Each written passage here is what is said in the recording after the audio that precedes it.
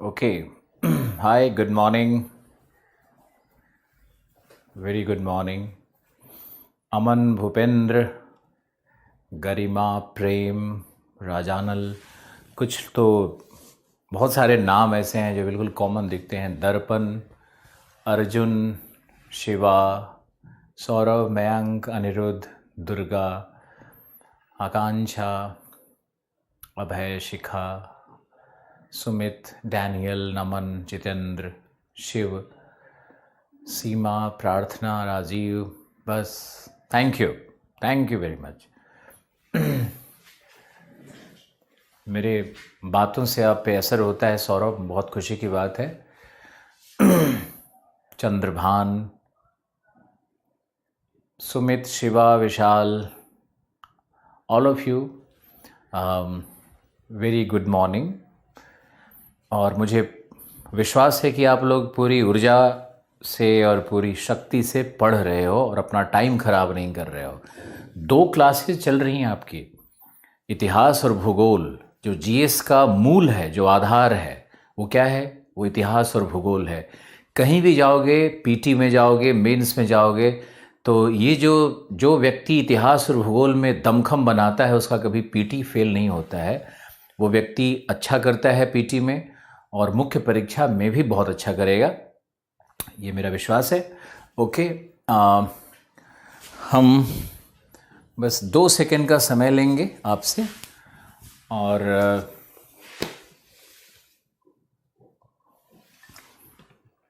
राहुल, आपका नाम कैसे नहीं लेते हैं? बिल्कुल लेते हैं।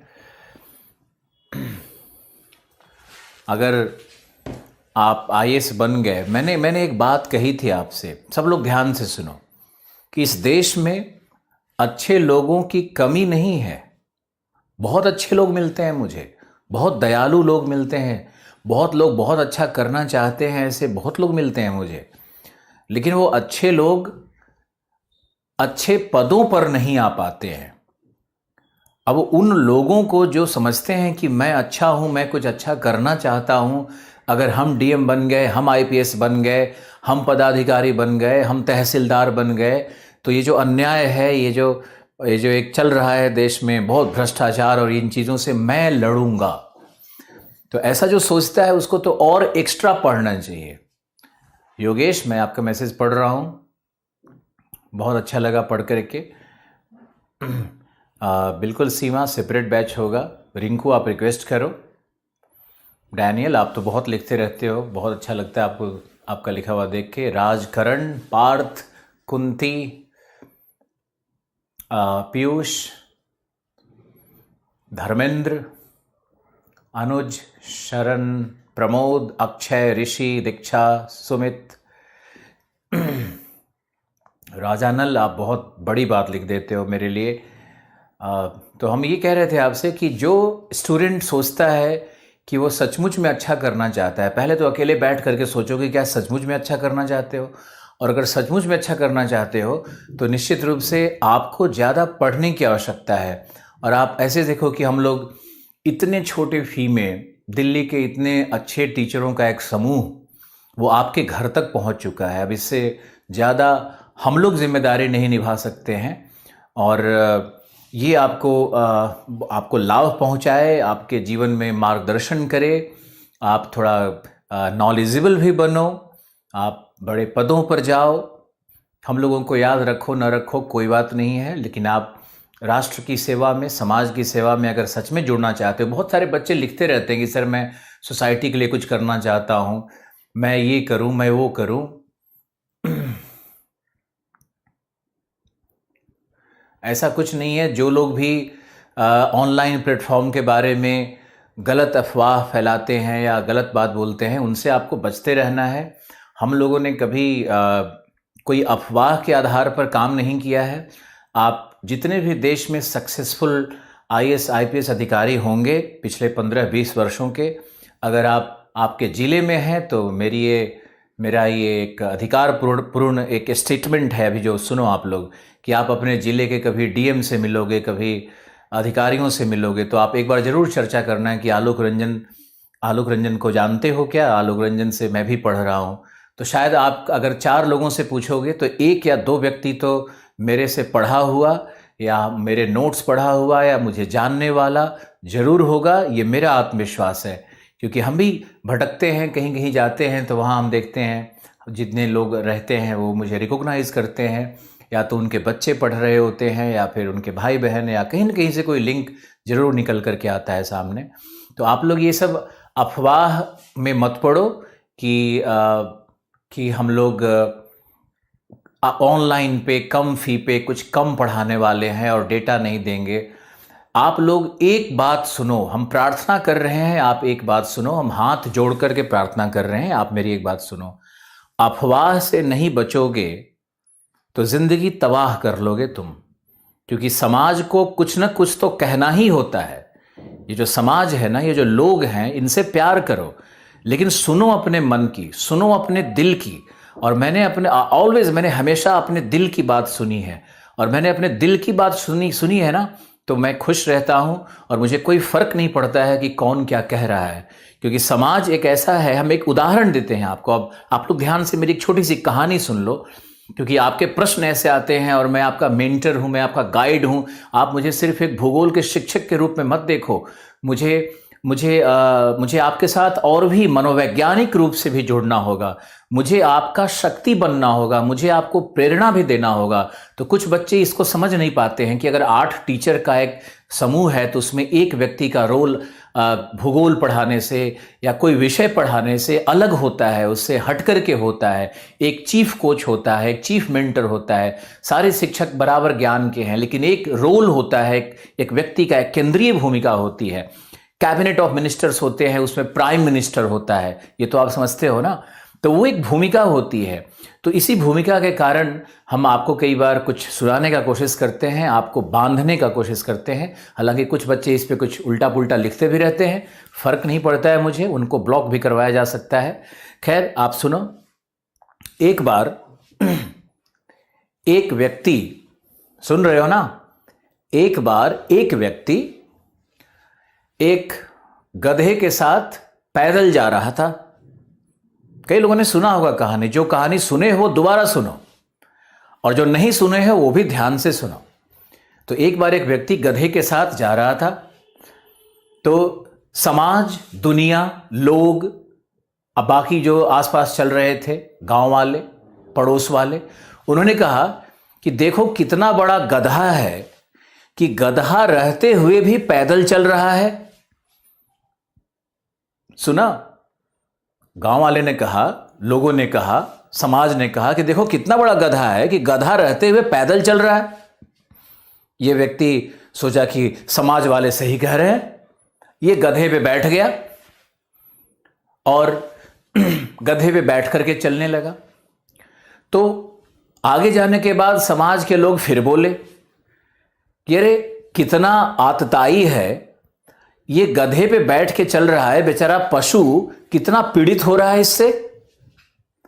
अब ये बेचारा सोचा कि हाँ, समाज को खुश करना है, तो ये उतर गया और उसने सोचा कि गधे को, ताकतवर व्यक्ति था, उसने सोचा कि गधे को चलो हम भी उठा करके लेके चलते हैं, गधे को, पशु को आराम मिलेगा। जितना मैंने उस पर सवारी की, वो ये सोचा कि न्याय करते हैं। तो इसने क्या किया कि उस गधे को अपने कंधे पे रख लिया और चलने लगा।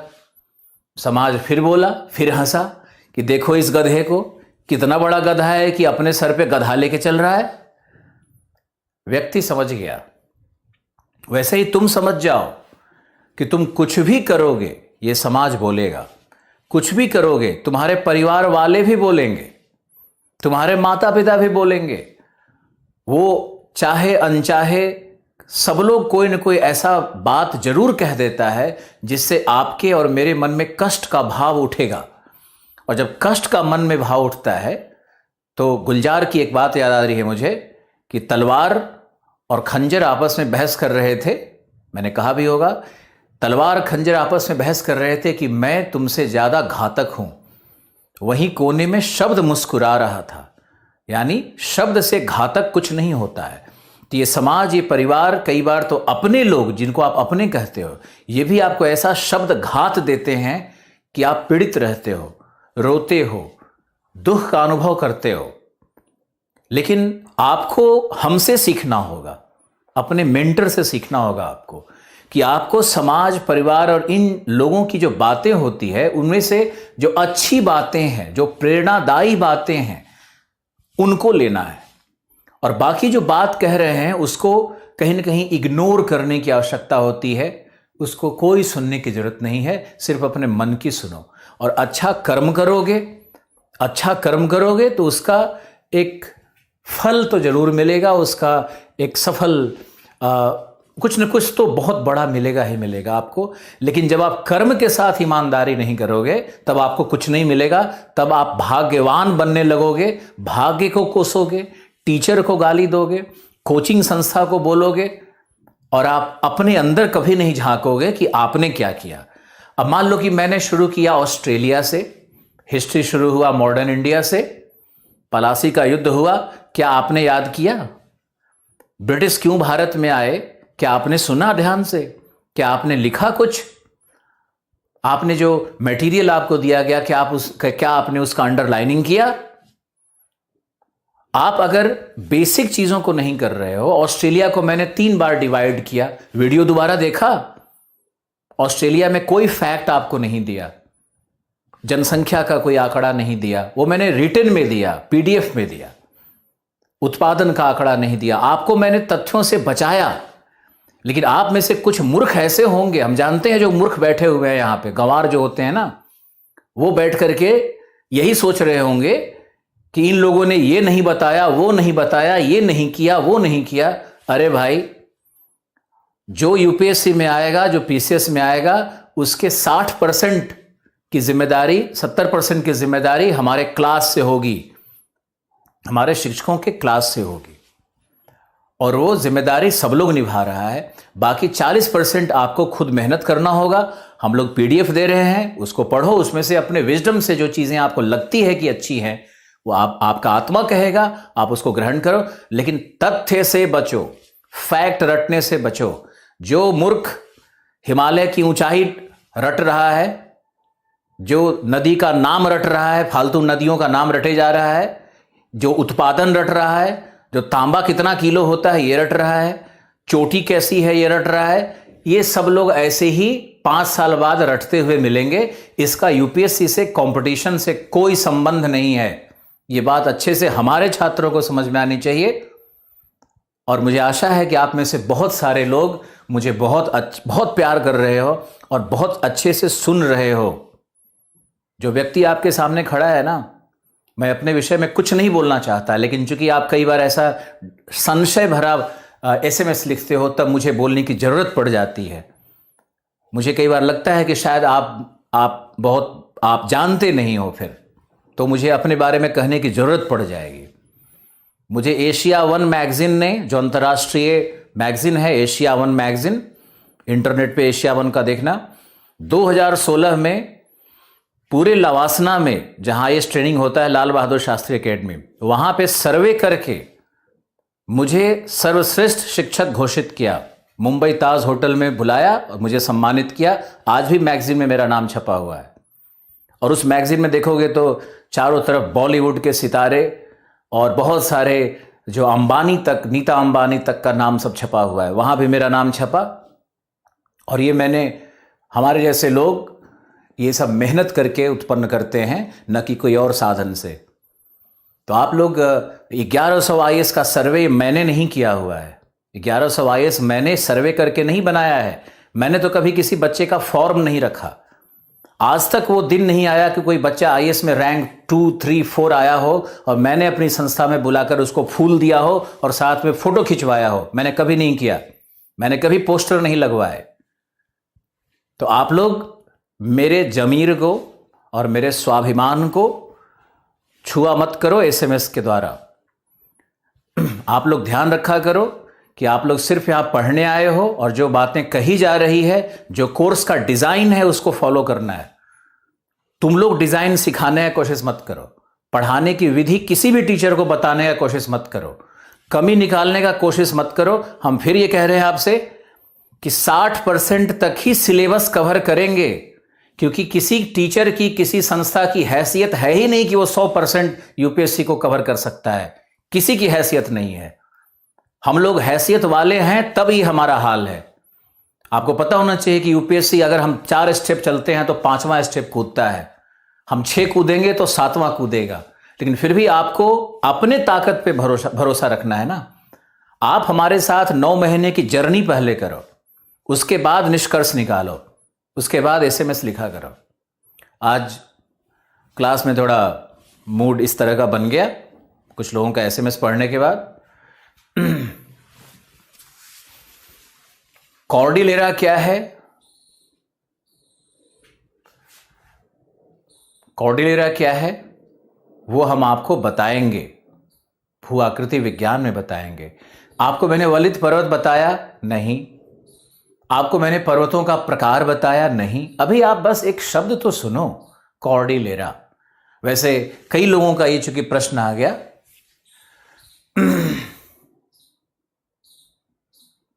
विशाल हम करेंगे, बिल्कुल गाइड करेंगे। Pappu thank you. अभय, मिथिलेश, बिल्कुल मिथिलेश। पीसीएस में कुछ टीचर बदल जाएंगे।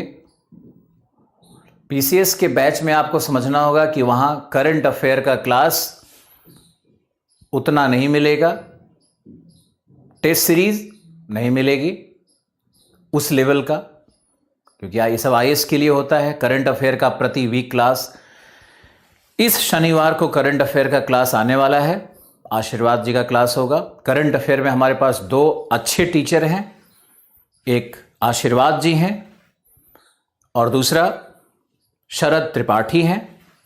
और पूरे भारत में हिंदी माध्यम में ये दोनों ही श्रेष्ठ टीचर माने जाते हैं और इन्हीं का परफॉर्मेंस चलता है।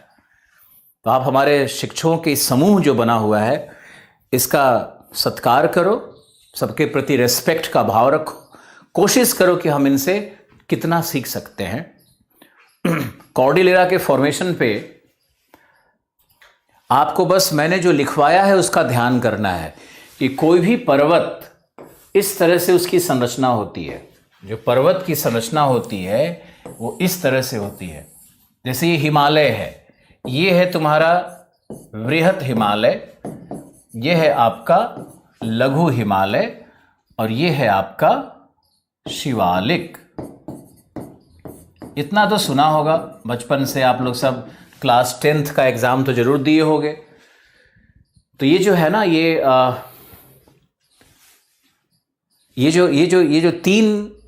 जो तीन पर्वतों की श्रृंखला है, कॉर्डिलेरा क्या होता है वो आपको दिखाते हैं। कॉर्डिलेरा का मतलब है कि ये जो पर्वत के 3 श्रेणियां हैं, इनके मध्य एक घाटी होगी।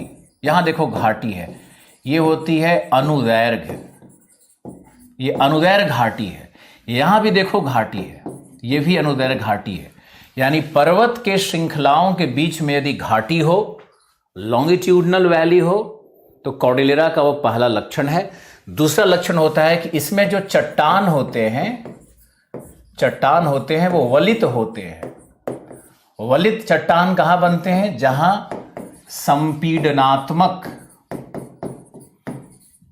संपीडनात्मक बल कार्य करते हैं। अब क्या होता है कि जो बिल्कुल नया विद्यार्थी है उसको ये सब समझ में थोड़ा कम आएगा, तो वो विचलित मत हुआ करो।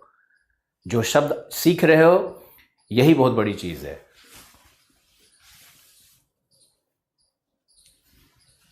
अब यहां देखो, ये चट्टान वलित होगा, दूसरा लक्षण। अनुदैर्घ्य घाटी पहला लक्षण। तीसरा, ये जो वृहत हिमालय है, वृहत हिमालय की उम्र अगर 45 मिलियन वर्ष है तो लघु हिमालय की उम्र 25 मिलियन वर्ष है। शिवालिक की उम्र 2 से 10 मिलियन वर्ष है। तो इनमें उत्पत्ति काल का भी अंतर होता है तथा संरचना का भी अंतर होता है। अगर यहां पर चट्टानें मिल रही हैं कायांतरित, अगर ये कायांतरित चट्टानें मिल रही हैं, तो यहां पर चट्टानें मिलेंगी अवसादी और यहां पर चट्टानें मिलेंगी कॉन्ग्लोमेरेट। तो आप देखो कि कॉर्डिलेरा का फॉर्मेशन या कॉर्डिलेरा की संरचना क्या होती है। इस पर मैंने एक छोटा सा उदाहरण दिया आपको, और जो बच्चे समझ गए बहुत अच्छा, जो बच्चे कम समझे वो भी अच्छा। निष्कर्ष हम लोग निकालेंगे 9 महीने के बाद। 9 महीने तक आप बिल्कुल गर्भावस्था में हो, याद रखो इस बात को। इसीलिए मैंने 9 महीने का कोर्स भी रखा हुआ है और 2 क्लासेस पर डे इसीलिए करवाया जा रहा है कि एक सही समय पे समय से मूल्यवान कुछ नहीं होता। तो अगर आपको सही समय पे, यहां आप दिल्ली में आओगे ना, 1.5 साल 2 साल 2.5 3 साल तक एक ही बच्चा क्लास कर रहा है, कोर्स कर रहा है, कोर्स खत्म ही नहीं हो रहा है, फिर भी छूट रहा है। ये नहीं होने देंगे। 9 महीने का बिल्कुल पैक्ड क्लास और 9 महीने में आपका सिलेबस खत्म करेंगे। तो आपका समय का जो कीमत है ना, उसको हम समझते हैं। कॉर्डिलेरा पर बस इतना ही। हम लोग कल के अपने विषय पे चलते हैं और ये बहुत ज़रूरी है कि हम लोग लौटें अपने मूल विषय पे और हम लोग जो कर रहे थे उस प्रक्रिया में आगे काम करें। ये हमारा साउथ अमेरिका, और साउथ अमेरिका पे हम एक प्रश्न पूछ करके देखते हैं आपसे। एक प्रश्न पूछ करके देखते हैं आपसे प्रश्न पूछें।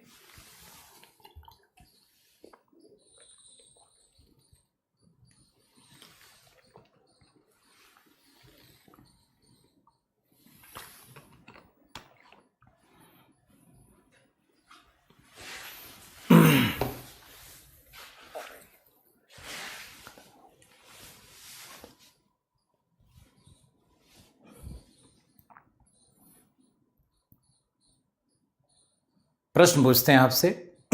बताओ कि अब ये प्रश्न हम नहीं पूछने वाले सबसे ऊंची ज्वालामुखी कौन है, नहीं, ये सब नहीं पूछेगा, कभी नहीं पूछेगा। क्या पूछेगा वो हम आपसे अब पूछ रहे हैं। आप बताओ कि कैंपोस क्षेत्र में किस प्रकार की वनस्पति है और वहां आर्थिक क्रियाएं कौन सी है।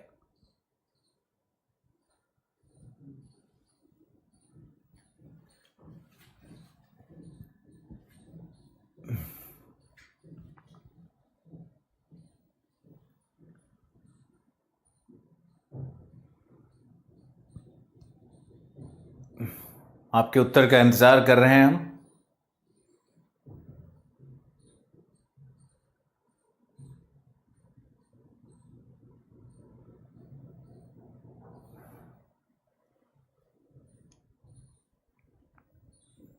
कैंपोस में कौन सी वनस्पति है, वहां की प्रमुख आर्थिक क्रिया कौन सी है।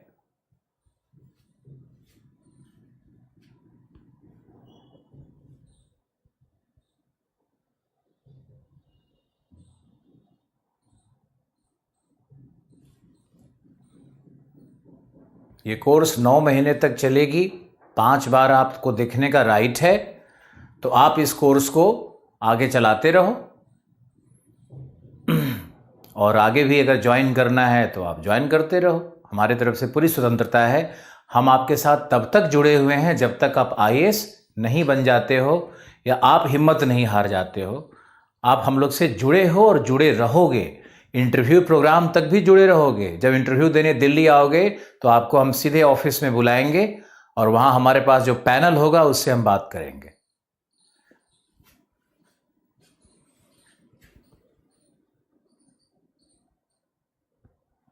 हमारे प्रश्न का कोई उत्तर नहीं आ रहा है।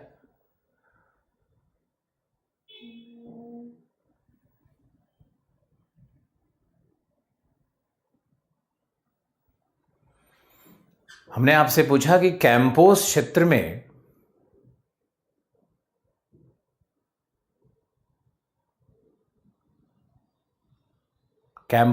में कौन सा वनस्पति है। कैंपोस क्षेत्र में कौन सा वनस्पति है, कौन सी मुख्य आर्थिक क्रिया है। इसका एक जवाब दो, हमारा टाइम खराब हो रहा है। वीडियो रुक रुक करके आ रही है।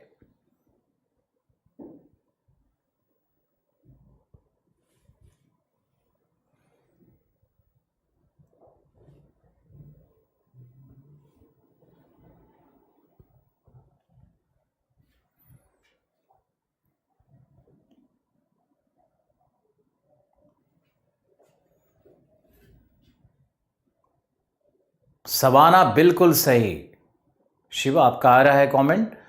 सवाना बिल्कुल सही, पशुपालन बिल्कुल सही। हार्डवुड पत्ती क्या होता है? हार्डवुड पत्ती नहीं, सवाना पशुपालन, इसका बिल्कुल पर्णपाती गलत है, अविनाश गलत हो गया। सवाना, सवाना समतुल्य बिल्कुल सही। सवाना सवाना, सब लोग सवाना लिख रहा है। राजवर्धन, नीलेश, आनंद, कब्बू, तुषार, आशीष, ऋषि। ट्रॉपिकल क्या? ट्रॉपिकल क्या? हार्डवुड, हार्डवुड पत्ती नहीं। सवाना, सवाना एवं पशुपालन। उष्णकटिबंधीय वनस्पति मत बोलो, सवाना बोलो। सीधे सवाना घास का मैदान होता है, लंबे घास होते हैं। सदा हरित लिख रहे हो, बहुत दुखद है। बिल्कुल गलत पढ़ रहे हो कुछ लोग। पर्णपाती वन गलत है। सवाना बिल्कुल सही उत्तर है। पशुपालन इसका सही उत्तर है। अभी बताओ कि पशुपालन में दुग्ध। अर्चना बिल्कुल सही। अर्चना बिल्कुल सही, बिल्कुल एक्यूरेट। अन्विता बिल्कुल सही। अमृत बिल्कुल सही, बिल्कुल सही। तुषार, प्रियंका, अब सारे लोगों का सही आने लगा। बस आज का प्रश्न इतना ही। अब हम चलते हैं, और कल हमने एंडीज पर्वत का वर्णन शुरू किया था। एंडीज पर्वत की उत्पत्ति पर हमने कोई बात नहीं की, क्योंकि वह भूगर्भ शास्त्र का विषय है और हम लोग भौतिक भूगोल में उसको पढ़ेंगे। आप यहाँ आइए। कल जो हमने आपको प्रदेश बताए थे, उसका ये स्वरूप आप देखिए फिर से दोबारा। और ये हमारा था अमेजन बेसिन, और उसके बाद ये था हमारा, ये था रीजन नंबर 1, ये था रीजन नंबर 2। 1 रीजन क्या था? ब्राजीलियन हाईलैंड, ब्राजील की उच्च भूमि। सब लोग रिवाइज करो, ये ब्राजील की उच्च भूमि थी। यहीं पर ये मैटो ग्रासो का पठार है, जहां पर लौह अयस्क का, और हमने बताया था कैसे लौह इस्पात उद्योग विकसित हुआ है। बेलो हॉरिजॉन्टे सिटी का नाम लिया होगा, रियो दी जेनेरियो का नाम लिया होगा। फिर हमने आपको इसमें बताया था कि ये साओ फ्रांसिस्को नदी है, तो साओ फ्रांसिस्को नदी के दक्षिण में कॉफ़ी है, ऊपर में शुगर केन है। इस भाग में देखो सवाना है, ये सवाना का भाग है। ये मैंने आपको बताया था कि ये वृष्टि छाया का निर्माण करता है ब्राजीलियन हाईलैंड, यहाँ पर वर्षा अधिक है। इस भाग में पूरा सवाना है, जहाँ पर घास के मैदान मिलते हैं। मैटो ग्रासो पर भी मिलता है सवाना का ही, और मैंने सवाना का नाम कैंपोस और कटिंगा बताया था। तो ये सारी चीज़ों को आपको याद रखना है। दूसरे में मैंने गुआना हाईलैंड्स बताया था, जहाँ पे बॉक्साइट और लैटेराइट, और अभी जो कहवा प्लांटेशन शुरू हुआ है उसके बारे में बात की, शुगर केन के बारे में बात की, भारतीयों का जो माइग्रेशन है उसके बारे में बात की। और यहाँ पर मैंने आपको एंजल फॉल्स बताया था कि एंजल फॉल्स किस नदी पर है? कैराओ नदी पर है। फिर हमने आपको ये रीज़न नंबर 3 यहाँ पर दिखाया था। ये जो भाग था नंबर 3, ये उत्तरी नदी घाटियाँ यहाँ पर है, जिसमें हमने मैगडेलना नदी देखो यहाँ कोलंबिया में है, और ओरिनोको नदी इस तरह से यहाँ फैली हुई है इस तट की ओर। ओरिनोको की जो सबसे लंबी सहायक नदी है उसको मेटा कहते हैं।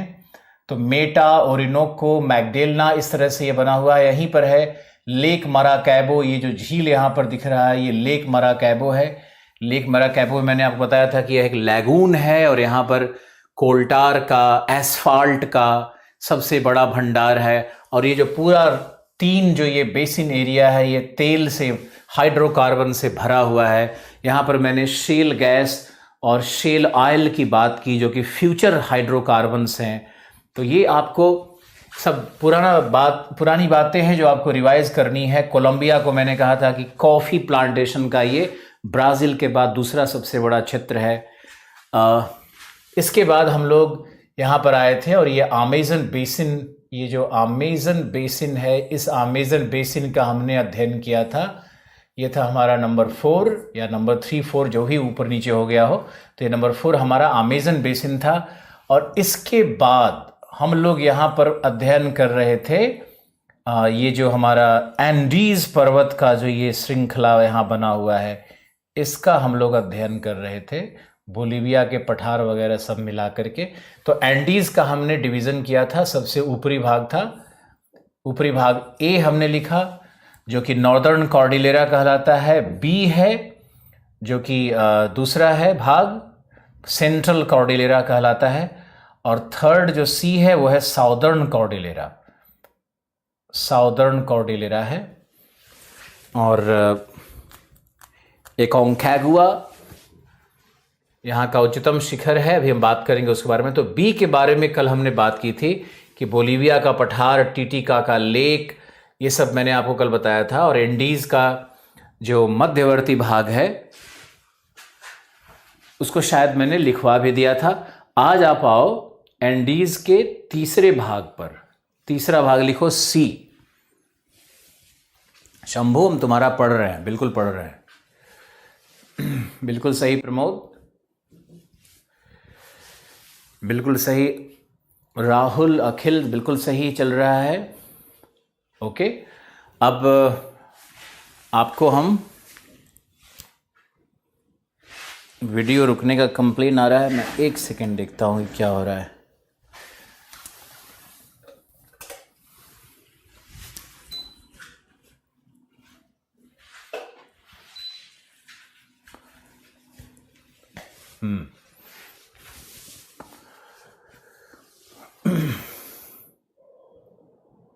लालू जी आपका भी हम पढ़ रहे हैं, आता है आपका, लालू आपका भी कमेंट आता है।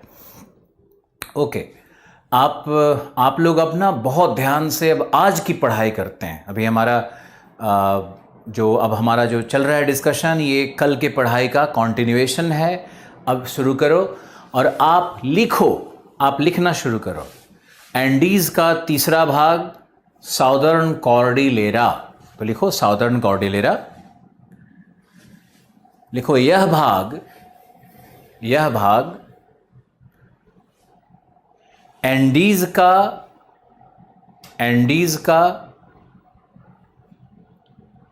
सर्वोच्च भाग है, सर्वोच्च भाग है, जो दक्षिण की ओर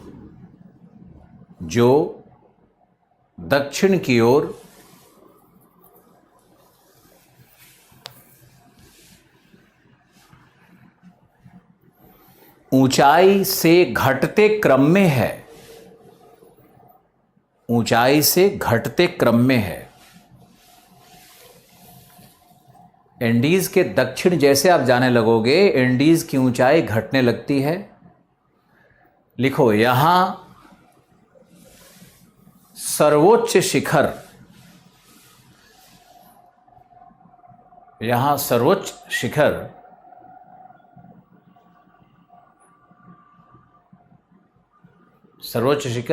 एकोंकागुआ है, एकोंकागुआ है। ये सी यहां पर लिखा मैंने, यहां सर्वोच्च शिखर एकोंकागुआ है जो अर्जेंटीना में है, एकोंकागुआ।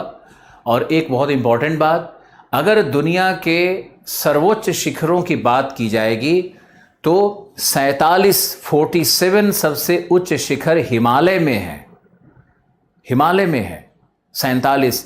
48वां जो हिमालय से अलग जो सर्वोच्च शिखर मिलेगा वो एकोंकागुआ मिलेगा। यानी हिमालय के अगर शिखरों की बात खत्म कर दी जाए तो दुनिया का, अगर हिमालय को नाप लो तो दुनिया का सबसे ऊंचा शिखर एकोंकागुआ हो जाएगा।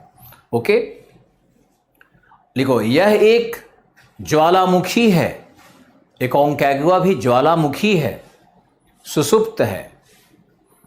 एकोंकागुआ भी ज्वालामुखी है, सुषुप्त ज्वालामुखी है। लिखो आगे जो आईएएस का जो बहुत इंपॉर्टेंट पार्ट बनेगा, जिससे प्रश्न पूछे जा सकते हैं, वो है, लिखो एकोंकागुआ से यानी जो उच्च शिखर है, एकोंकागुआ से दक्षिण, एकोंकागुआ से दक्षिण एंडीज पर्वत एंडीज पर्वत, एंडीज पर्वत वृष्टि छाया प्रभाव को उत्पन्न करती है, वृष्टि छाया प्रभाव को उत्पन्न करती है,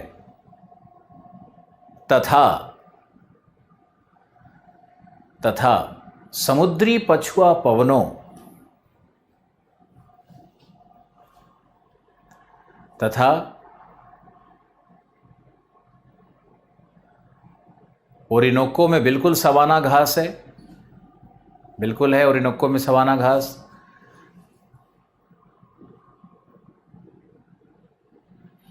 साउथ अमेरिका भी गोंडवाना लैंड का टुकड़ा है जो अफ्रीका से टूट करके निकला है। सोनू आपका बिल्कुल कमेंट शो कर रहा है।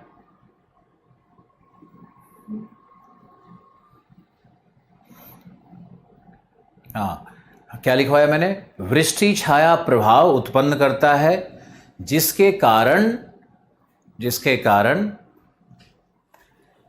इसके पूर्वी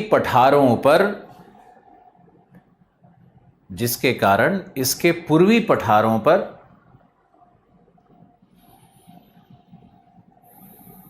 वर्षाहीनता है, वर्षाहीनता की दशा है, वर्षाहीनता की दशा है।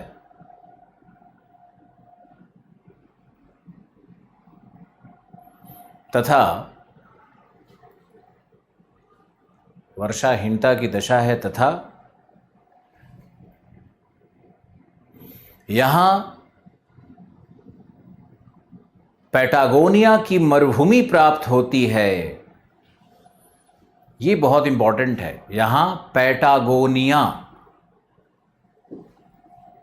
पैटागोनिया की मरुभूमि प्राप्त होती है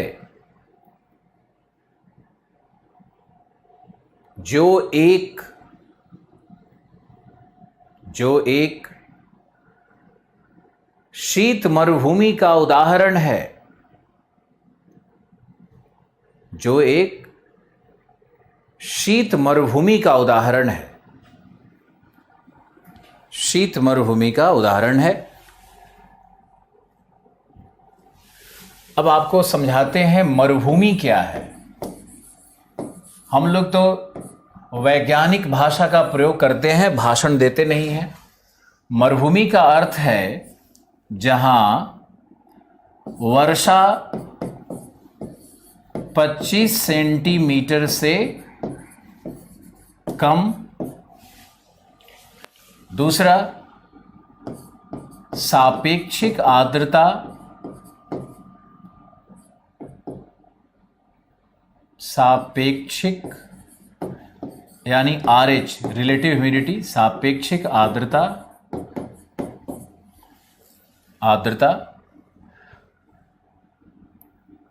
40% से कम। जैव उत्पादकता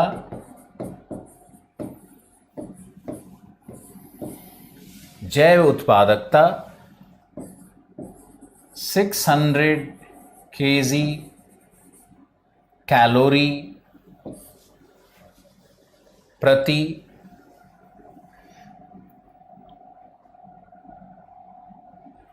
वर्ष प्रति वर्ग किलोमीटर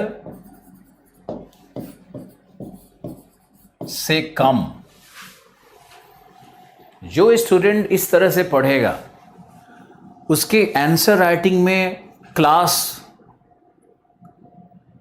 एक क्या बोलेंगे उसको, क्लास को एक अच्छा प्रभाव, एक प्रभावी उत्तर लिख सकता है।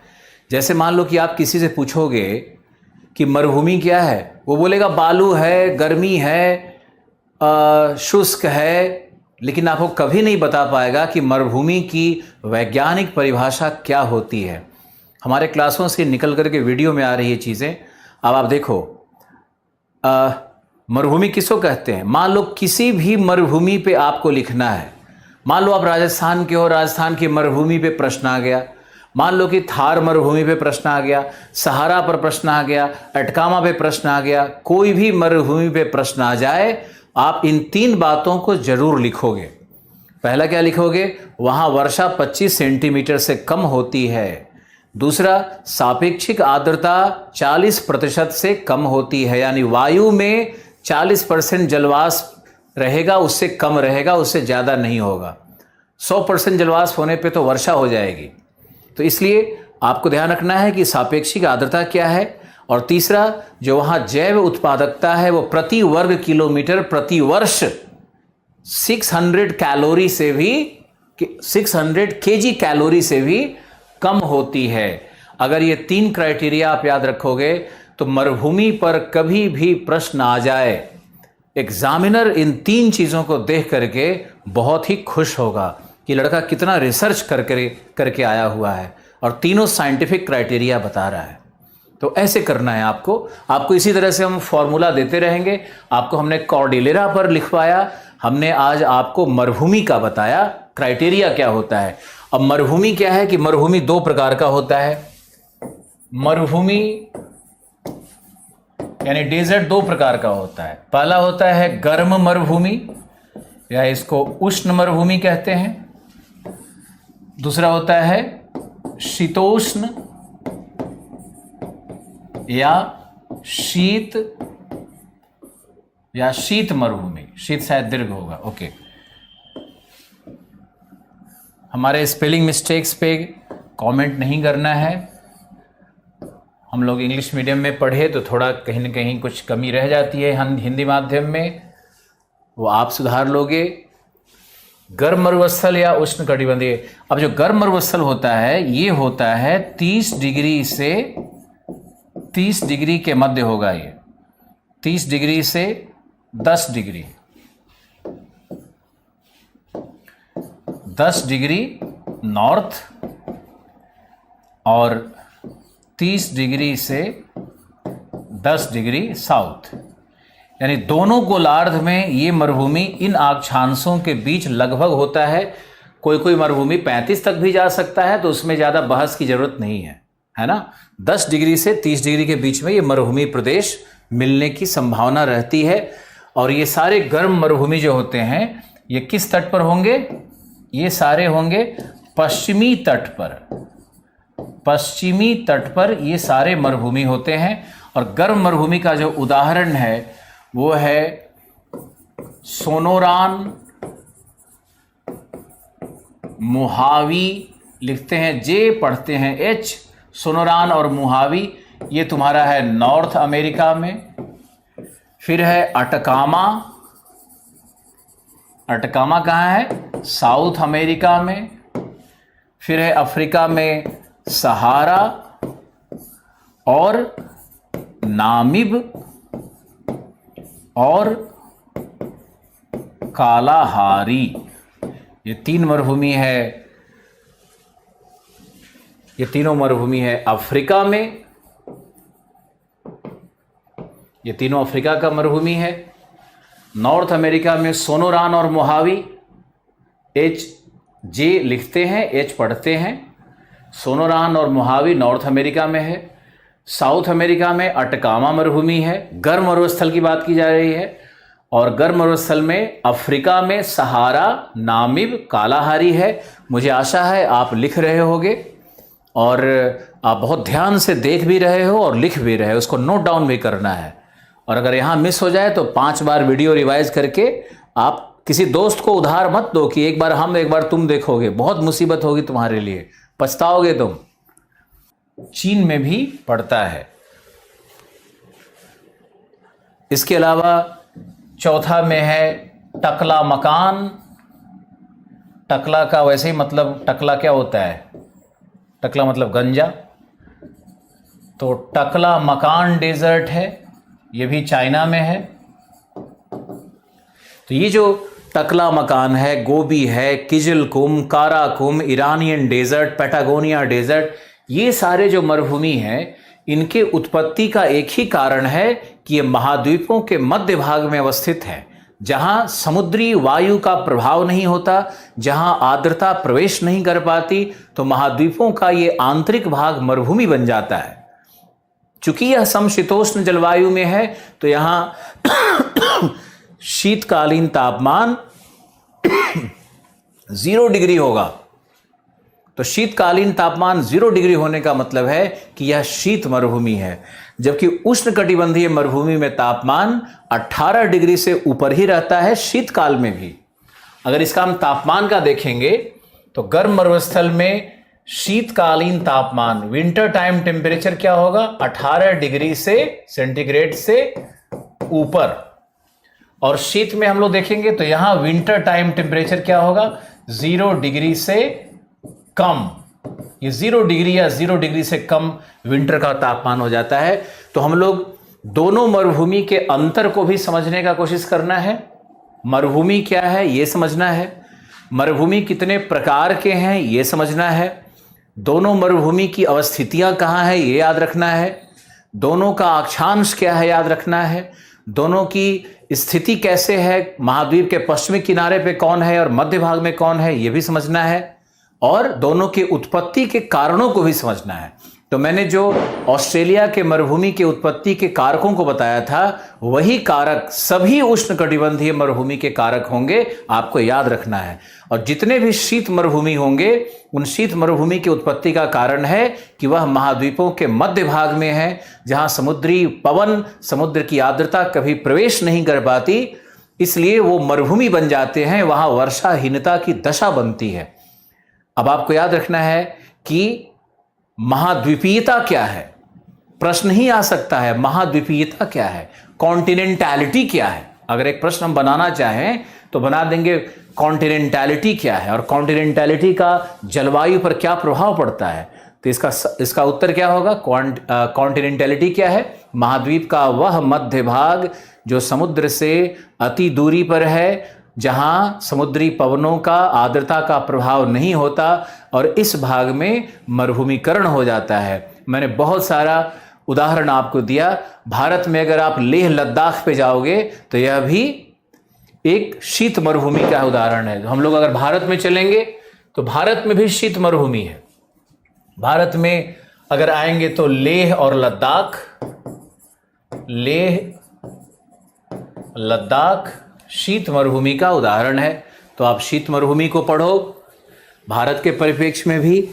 भारत में गर्म मरुस्थल कौन सा है, जो पश्चिमी राजस्थान का थार का भाग है, वह एक गर्म मरुस्थल है। तो इस तरह के फैक्ट आपको याद रखने हैं, इस तरह के फैक्ट के कारणों की समीक्षा करनी है। और जब कारणों को आप याद रखोगे तभी आप मूलतः ज्योग्राफर बनोगे। सिर्फ फैक्ट रटने से नहीं होता है, कारण को जरूर समझना है।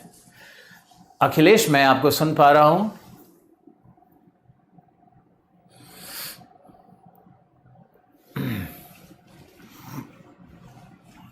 जितने भी लोग हमसे पूछते हैं, हम तो यही कहते हैं आप IAS वाले में शिफ्ट कर जाओ। ये कुछ छोटे से लाभ के लिए छोटा काम नहीं करना है, बड़ा काम करो, छोटा काम अपने आप हो जाएगा।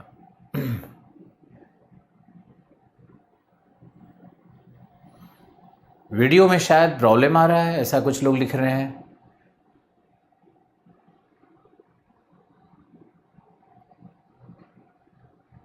शीत मरुभूमि का वीडियो रुक गया था।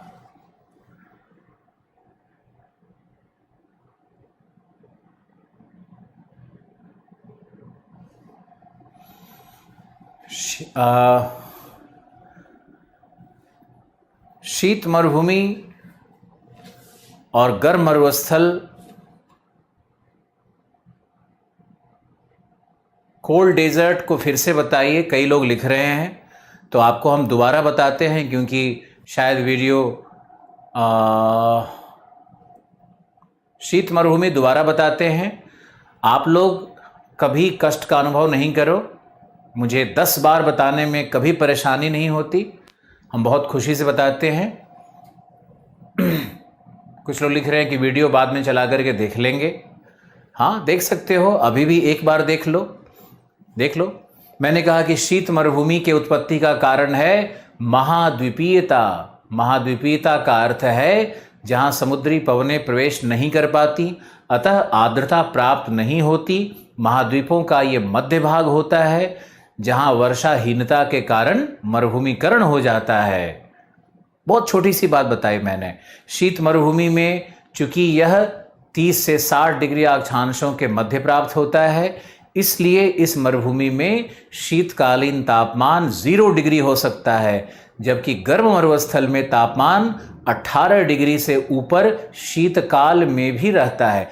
औसत मासिक तापमान की बात की जा रही है, घंटे के तापमान की नहीं, किसी क्षण के तापमान की नहीं।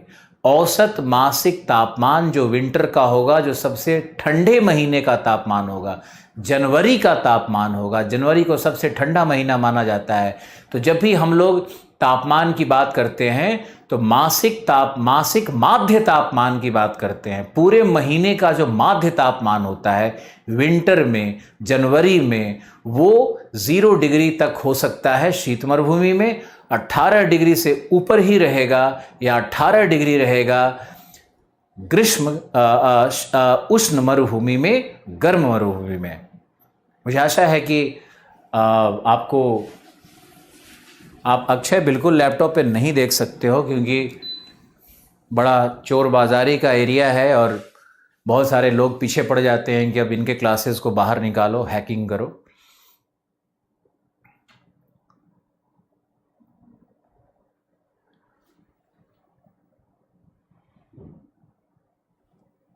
मैंने रिपीट किया।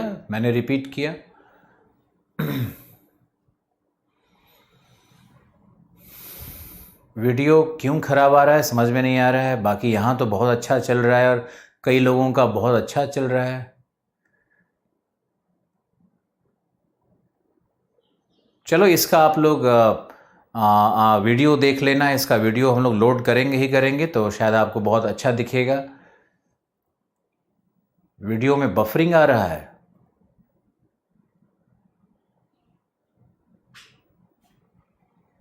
एग्जाम्पल मैंने आपको शीत मरुभूमि का दिया, एग्जाम्पल दिया ना। Patagonia desert, Leh Ladakh desert, Iranian desert जो ईरान के मरुभूमि का उत्तरी भाग है, काराकुम, किजलकुम ये जो मध्य एशिया का, सेंट्रल एशिया का मरुभूमि है, गोबी मरुभूमि मंगोलिया और चाइना के बीच में है, टकला मकान डेजर्ट है, ये चाइना का भाग है। इसके अलावा बहुत सारा है। जुंगारियन बेसिन है जो चाइना में है। जुंगारियन बेसिन भी एक मरुभूमि है और शीत मरुस्थल का ही उदाहरण है। तो यहाँ पे आप जुंगारियन बेसिन भी लिख सकते हो। लॉप नोर का रीजन है। लॉप नोर वो जगह है जहाँ पर चाइना अपना परमाणु विस्फोट करता है। वह भी मरुभूमि का क्षेत्र है। जैसे कैसे हम लोग पोखरन है हमारा, तो जो हमारा पोखरन है वही लॉप नोर है चाइना का, जहाँ पे वो विस्फोट करता है परमाणु का, वो भी मरुभूमि क्षेत्र है। तो हमने आपको लगभग 90% सारे मरुभूमि से परिचित करवा दिया है। आप इस वीडियो को देखना।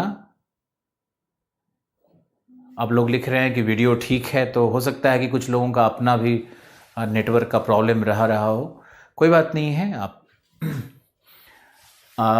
चलो अब हम लोग चलते हैं कि मरुभूमि का हमने आपको डिटेल अध्ययन करवा दिया। अब मरुभूमि के बाद हम लोग वापस एंडी चलते हैं और एंडीज में आप देखो कि यहाँ पर ये जो पूरा भाग है, यही पैटागोनिया का डेजर्ट है। ये देखो हमने इसको इस तरह से लाइन कर दिया और ये पैटागोनिया का मरुभूमि है। यही पैटागोनिया है। और ये पैटागोनिया मरुभूमि क्यों बना है इसके विषय में आपको हम बता देते हैं कि ये जो भाग है ये पछुआ पवन का भाग है। ये पछुआ पवन यहाँ पे चलती है और ये पछुआ का भाग होने के कारण जो एंडीज पर्वत है वह इस भाग में वर्षा करेगी। चिली के इस भाग में वर्षा करेगी। चिली का ये भाग है जहाँ वर्षा होगी। तो ये जो चिली का भाग जहाँ वर्षा हो रही है, यहीं पे बनता है ब्रिटिश समतुल्य जलवायु, जैसे तस्मानिया में बना था।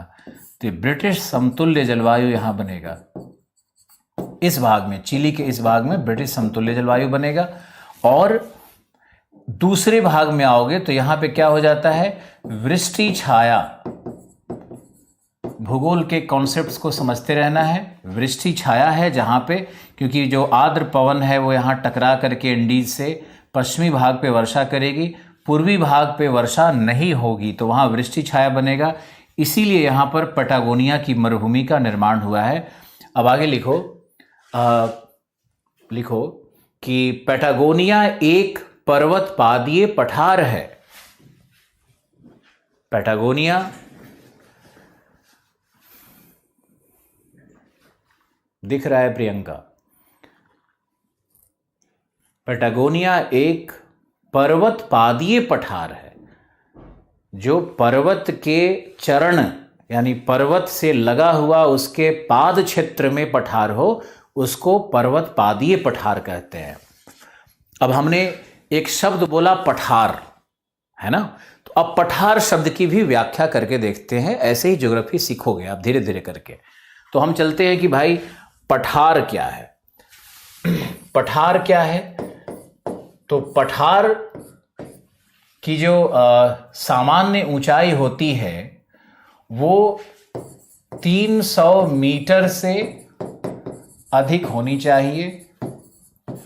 ये सबसे पहला क्राइटेरिया है। दूसरा, इसका जो श्रृंग समतल होता है, पठार का श्रृंग समतल होना चाहिए। और तीसरा है कि पठार का कम से कम एक भाग ढाल से युक्त होना चाहिए। एक भाग कम से कम उसका ढाल से युक्त होना चाहिए, तब हम लोग पठार कहेंगे। मुझे आशा है कि आप पठार शब्द को भी आज सीखोगे। मरुभूमि शब्द पर हमने व्याख्या की, वृष्टि छाया प्रभाव पर हमने व्याख्या की। आज पठार शब्द सीखो, मरुभूमि शब्द भी सीखो। और हमने कॉर्डिलेरा पर भी बात की। कॉर्डिलेरा क्या है, पठार क्या है, ये सब धीरे धीरे करके हम लोगों को सीखना है। अब देखिए, तो ये जो हमने 3 विशेषताएं बतलाई। अब पठार का प्रकार क्या है? तो पहला होता है संरचनात्मक पठार, जो कि विवर्तनिक क्रियाओं से होगा।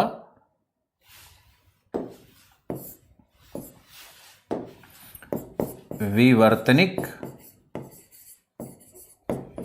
क्रियाओं से होता है संरचनात्मक पठार, या इसमें विवर्तनिक ज्वालामुखीय क्रियाओं से होता है। कई तरह से लोग वर्गीकरण करते हैं। हमारे वाले वर्गीकरण पे भरोसा रखो। ये साधारण है लेकिन बहुत काम करेगा आपको, इफेक्टिव है, प्रभावी है। तो संरचनात्मक पठार का उदाहरण है जैसे हमारा तिब्बत का पठार। ये तिब्बत का पठार है, ये विवर्तनिक क्रियाओं से, ज्वालामुखीय क्रियाओं से इसका उत्थान हुआ है। तो ये संरचनात्मक पठार का उदाहरण है। दूसरा है निक्षेपात्मक पठार, निक्षेपात्मक हो सकता है। तीसरा अपरदनात्मक हो सकता है, अपरदन से भी पठार बनते हैं। और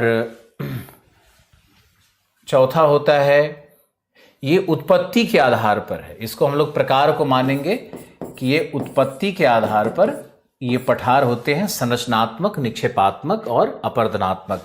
निक्षेपात्मक में देखोगे तो जो विंध्य का पठार है, भारत में विंध्य का पठार है, ये निक्षेपात्मक पठार है। अपरदनात्मक में देखोगे पठार का, तो भारत में जो दक्कन का पठार है ये अपरदनात्मक पठार का उदाहरण है। या अमेरिका में जाओगे तो वहाँ जो ओजार्क का पठार है ये अपरदनात्मक पठार का उदाहरण है। तो पठार के इस वर्गीकरण को आप देखो। जहाँ भी पछुआ पवन से पश्चिमी तट पर वर्षा होती है उन सभी जलवायु को हम लोग ब्रिटिश समतुल्य जलवायु कहते हैं। पंकज बिल्कुल सही पकड़ रहे हो, बिल्कुल सही पकड़े हो।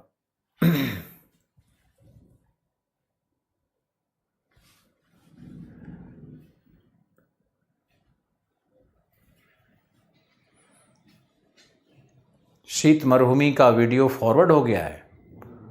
ओके, हम देखते हैं। यहां देखो, पठार का मैंने 3 लक्षण बताया। 300 मीटर से अधिक ऊंचाई होनी चाहिए, श्रृंग समतल होना चाहिए और एक भाग ढाल होना चाहिए, तभी उसको हम पठार करेंगे। बिल्कुल वैज्ञानिक परिभाषा के साथ पढ़ना है। कल को कोई छोटा सा बात पूछे आपसे कि पठार क्या है भैया, तो 3 बात बताओ उसको कि ये पठार है। यहाँ देखो, प्रकार में आओ पठार के, तो संरचनात्मक का मतलब होता है जो ज्वालामुखी के क्रियाओं से या प्लेटों के टकराने से या पृथ्वी की आंतरिक शक्तियों से जो उत्पन्न हो जाए, वो सब संरचनात्मक पठार होता है। फिर निक्षेपात्मक है, फिर अपर्दनात्मक है। निक्षेपण मतलब बहिर्जात शक्तियों के द्वारा जो अवसादों के जमाव से बने, जैसे विंध्य का उदाहरण दिया मैंने आपको। और ये मैंने अपर्दनात्मक कहा जो कि बहिर्जात शक्तियों के अपर्दन से बने। कोई ऊंचा भाग हो, उसका अपर्दन होकर के कट जाए तो पठार नुमा संरचना बन जाती है, जैसे कि दक्कन का पठार। ये पठार अपर्दनात्मक पठार है। अब हम लोग चलते हैं संरचनात्मक पठार में। तो संरचनात्मक पठार में क्या है कि संरचनात्मक पठार का भी प्रकार होता है। जैसे इसमें जो विवर्तनिक क्रियाओं से बने, इसमें इसका प्रकार होता है। जैसे पहला है पर्वत पादीय पठार, दूसरा होता है अंतः पर्वतीय। पर्वत पादीय का अर्थ होगा पीडमोंट, इसी को पीडमोंट कहते हैं। कई बार पीडमोंट शब्द हिंदी में भी ऐसे लिखा हुआ मिलेगा कि पीडमोंट क्या है। तो पीडमोंट पर्वत पादीय पठार होता है। इसका उदाहरण आप देख सकते हो कि ये मान लो पर्वत है, तो पर्वत से संलग्न ये पठार है। ये तुम्हारा माउंटेन है M, ये पठार है P, और इसके बाद ये ऐसे मैदानी भाग यहां पर प्लेन शुरू होता है। तो ये जो पठार है जिसके एक तरफ पर्वत है दूसरी तरफ मैदान है, इसको हम लोग कहते हैं पीडमोंट प्लेट्यू। अंतः पर्वतीय का मतलब हुआ कि एक पर्वत ऐसे है और दूसरा पर्वत ऐसे है और बीच में ये पठार बना हुआ है। यहां पर पठार बना हुआ है, दोनों तरफ पर्वत बने हुए हैं। जैसे ये क्या है, ये उदाहरण है तिब्बत का पठार। ये हमारा तिब्बत का पठार है। तो तिब्बत के पठार के एक तरफ तो हिमालय है और दूसरी तरफ है कुनलून शान, जो कि चाइना का पर्वत है। तो हिमालय और कुनलून शान के मध्य में जो पठार है वो तिब्बत का पठार है। तो पर्वत पादीय पठार होता है, अंतः पर्वतीय पठार होता है, ज्वालामुखीय पठार होता है। ज्वालामुखी के निक्षेपण से, जो लावा और मैग्मा के निक्षेपण से जो पठार बन जाए उसको हम लोग ज्वालामुखीय पठार कहते हैं। जैसे दक्कन इसका बहुत अच्छा उदाहरण है, दक्कन का पठार। जैसे पैटागोनिया का जो उत्तरी भाग है उसको हम लोग कहते हैं पराना। तो ज्वालामुखीय पठार का एक और उदाहरण है पराना, जो कि पैटागोनिया का उत्तरी भाग है।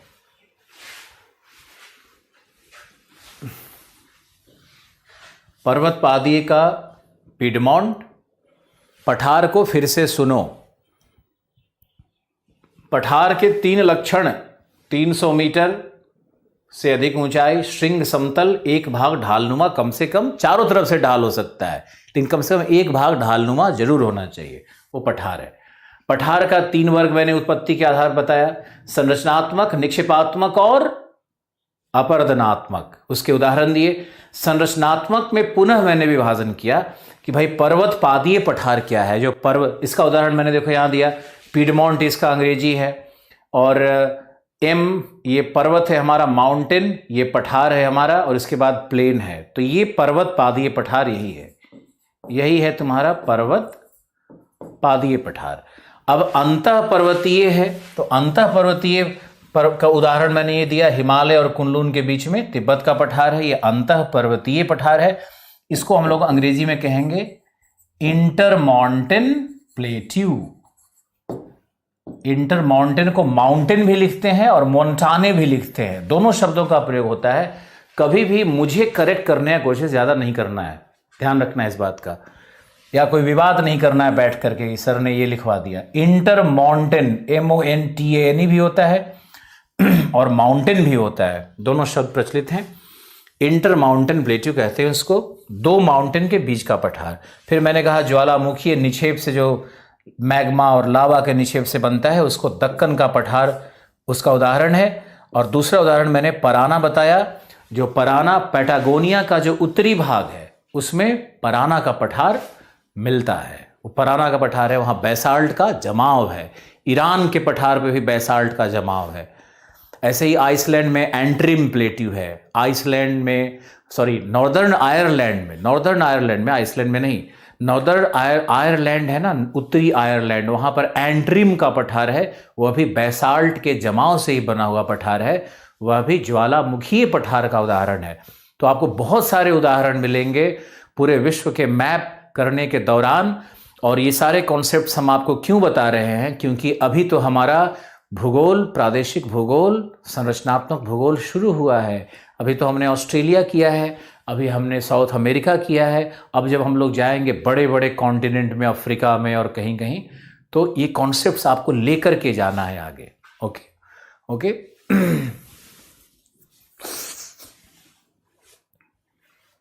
तो ये पर्वतों की संरचना। अब हम देखते हैं कि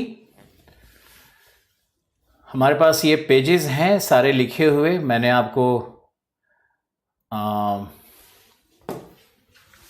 अब यहाँ देखो, आप वापस इस पे आओ। तो पैटागोनिया के पठार पर हमने आपको लिखवाया कि यह वृष्टि छाया से बनता है, प्रभाव से बनता है, तथा दीक्षा ग्रुप इसलिए नहीं बन सकता है व्हाट्सएप पे, क्योंकि व्हाट्सएप की एक सीमा होती है 200-250 लोगों की, और हमारे बच्चों की संख्या बहुत अधिक है। व्हाट्सएप नहीं बन सकता है, इसलिए आप अपर्दन का अर्थ है कटना, छटना।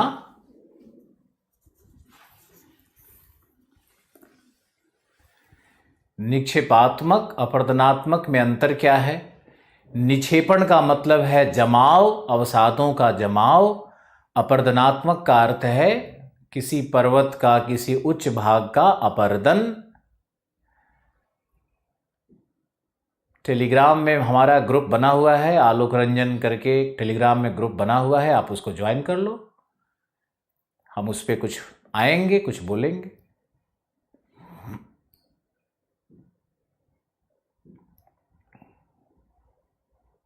शरण जी, क्यों आप ऑनलाइन नहीं आते?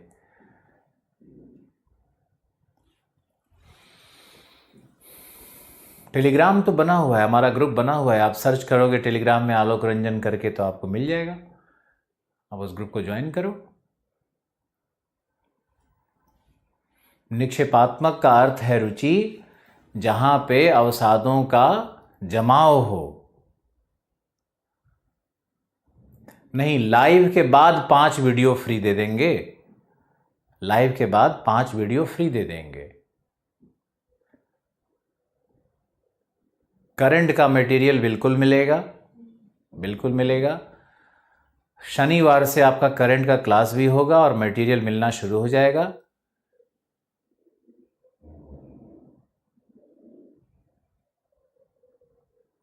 हमारे नाम से बहुत ग्रुप है, तो जो आलोक रंजन IAS दिग्मनी एजुकेशन करके होगा उसमें आप आइए। आलोक रंजन IAS दिग्मनी।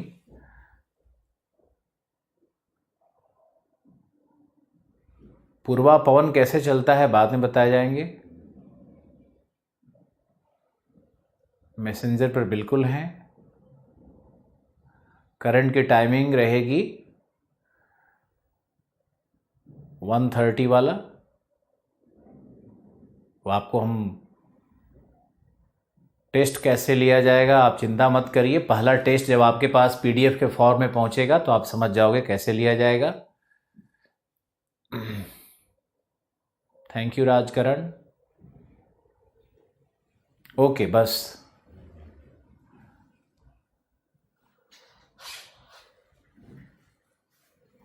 शिल्पी आप पढ़ते रहो। फर्स्ट अटेम्प्ट में कैसे होगा वो तो आपके मेहनत पर निर्भर करेगा।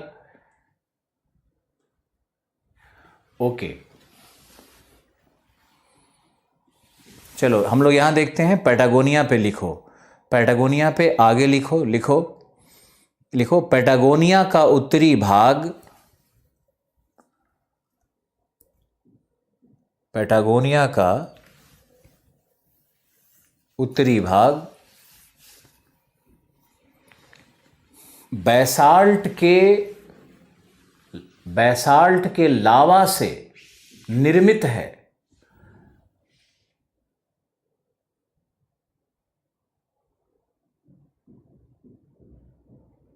बैसाल्ट के लावा से निर्मित है,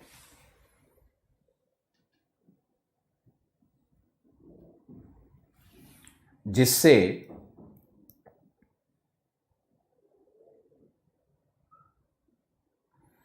बैसाल्ट के लावा से निर्मित है, जिससे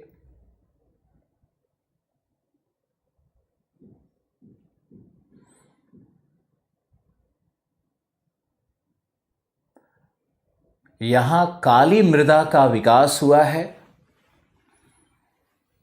यहां काली मृदा का विकास हुआ है। काली मृदा का विकास हुआ है तथा यहां घास के मैदान मिलते हैं।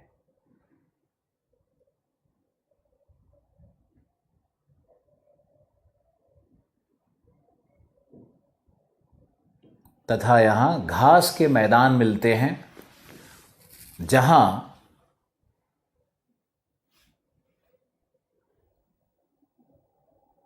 जहां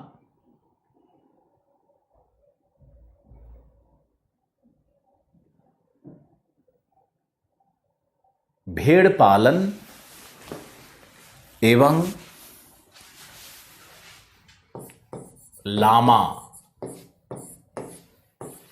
जहां भेड़ पालन एवं लामा नामक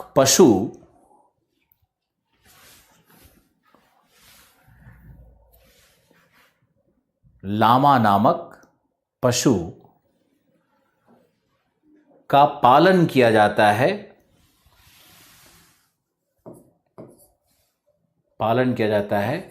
ये भारवाहक पशु होते हैं। भारवाहक पशु होते हैं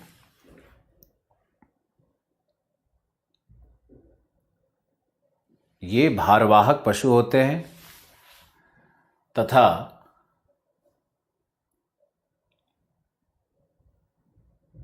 इनका पालन, या जो गरेड़ियां हैं जो इनका पालन करते हैं लामा का, उनको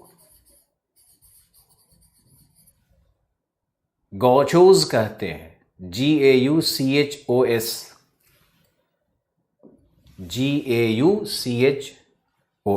उनको गौकोज कहते हैं या गौचोज कहते हैं। लोकल भाषा में उनको गौचोज कहते हैं। हम लोग यहाँ अंग्रेजी में जो पढ़ लें तो ये गौचोज हैं, जो कि लामा एक तरह का बीस्ट ऑफ बर्डन होता है। एक ऐसा पशु होता है जो भार वाहक होता है। और लामा मतलब एक तरह से छोटा ऊंट की तरह है। मरुभूमि में रहता है तो ऊंट की तरह उसका बहुत सारा लक्षण है। तो ये छोटे साइज का होता है लामा। इस तरह के प्रश्न पूछे जा सकते हैं लामा के विषय में। तो यह है हमारा लामा और भारवाहक पशु गौखोज। अब लिखो, पैटागोनिया के मरुभूमि पर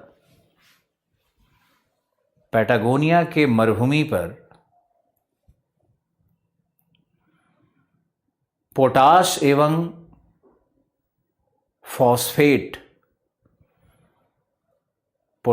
एवं फॉस्फेट खनिज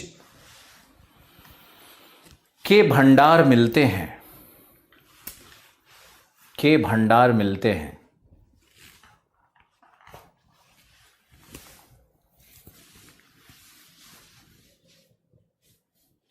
के भंडार मिलते हैं। अतः पैटागोनिया आर्थिक दृष्टिकोण से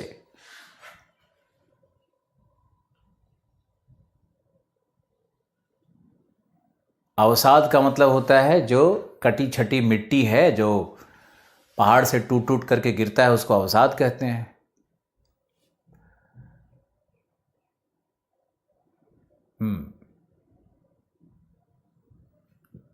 मतलब पैटागोनिया का एक आर्थिक महत्व है, उस पर हमने आपसे बात की।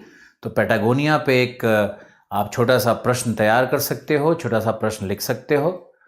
अब आप लिखो आगे।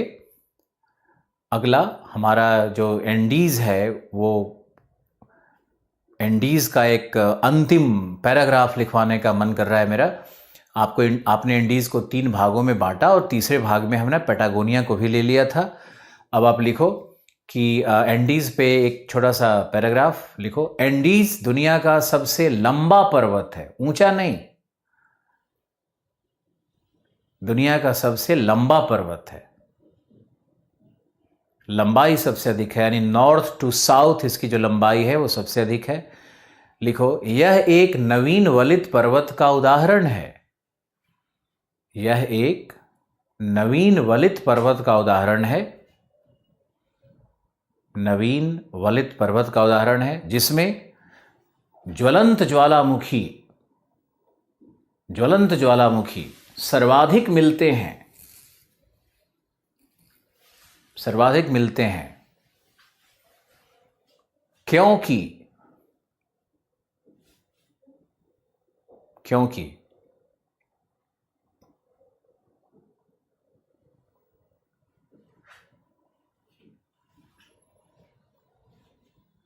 नाजका का प्लेट, कोई घबराना नहीं है, बस लिखना है नाजका, नाजका का प्लेट इस नाजका का प्लेट दक्षिण अमेरिकी प्लेट के नीचे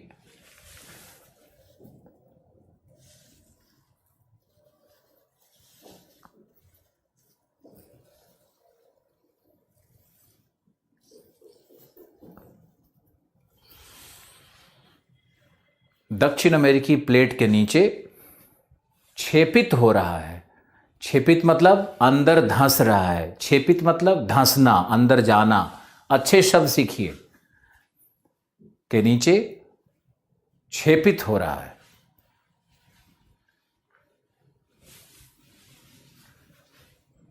आगे लिखो, के नीचे छेपित हो रहा है, तथा इस प्लेट के पिघलने से, नाजका प्लेट के पिघलने से, नाजका प्लेट के पिघलने से एंडीज में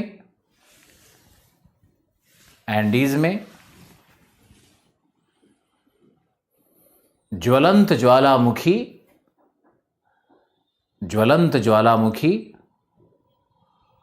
उत्पन्न होते हैं, ज्वलंत ज्वालामुखी उत्पन्न होते हैं। ज्वलंत ज्वालामुखी क्यों है, इसका कारण है प्लेट टेक्टोनिक थ्योरी, जो आपने अभी नहीं पढ़ा है। और बिल्कुल मत सोचना कि मैं नहीं समझ पा रहा हूँ, कोई नहीं समझ पाएगा अभी। बस मैंने लिखवा दिया कि जो नाजका प्लेट है, ये जो यहाँ पर ये है ना, ये चिली बेसिन जो दिख रहा है, यहाँ पर नाजका प्लेट है, ये साउथ अमेरिका के नीचे प्रवेश कर रहा है। यहाँ देखो, ये ब्लू कलर में ट्रेंच दिखा रहा है, यही ट्रेंच है, इसी में प्रवेश करता है। ये पेरू और चिली का ट्रेंच है। तो ट्रेंच में ही नाजका प्लेट अंदर प्रवेश कर रहा है, और जब प्लेट अंदर जाता है तो प्लेट अंदर जाके पिघल जाएगा, और पिघल करके मैग्मा निकलता है दूसरी तरफ से, तो ज्वालामुखी की उत्पत्ति होती है। बस आज इतना ही हम करवाएंगे आपको ज्वालामुखी के विषय में, आज नहीं। तो ये हमने आपको बताया एंडीज के विषय में कुछ विशेष बातें। और आप लिखो, एक इसमें और लिखो उस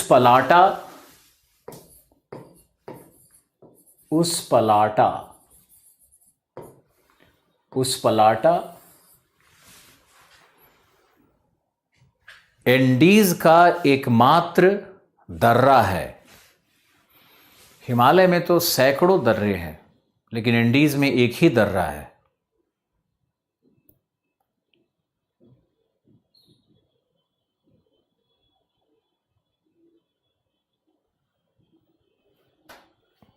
कोई बात नहीं है सत्या, राहुल, मयंक, थैंक यू।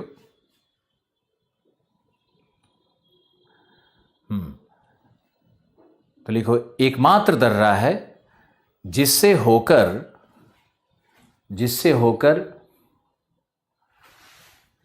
होकर ट्रांस एंडियन रेल मार्ग निकलती है। साउथ अमेरिका का रेल मार्ग आपको बस हिंट दे देते हैं, ट्रांस एंडियन रेल मार्ग निकलती है जो वॉलपरैसो को, पहले ये सैंटियागो से था, लेकिन सैंटियागो के बगल में जो बंदरगाह है वो वॉलपरैसो है, जो वॉलपरैसो को ब्यूनस आयर्स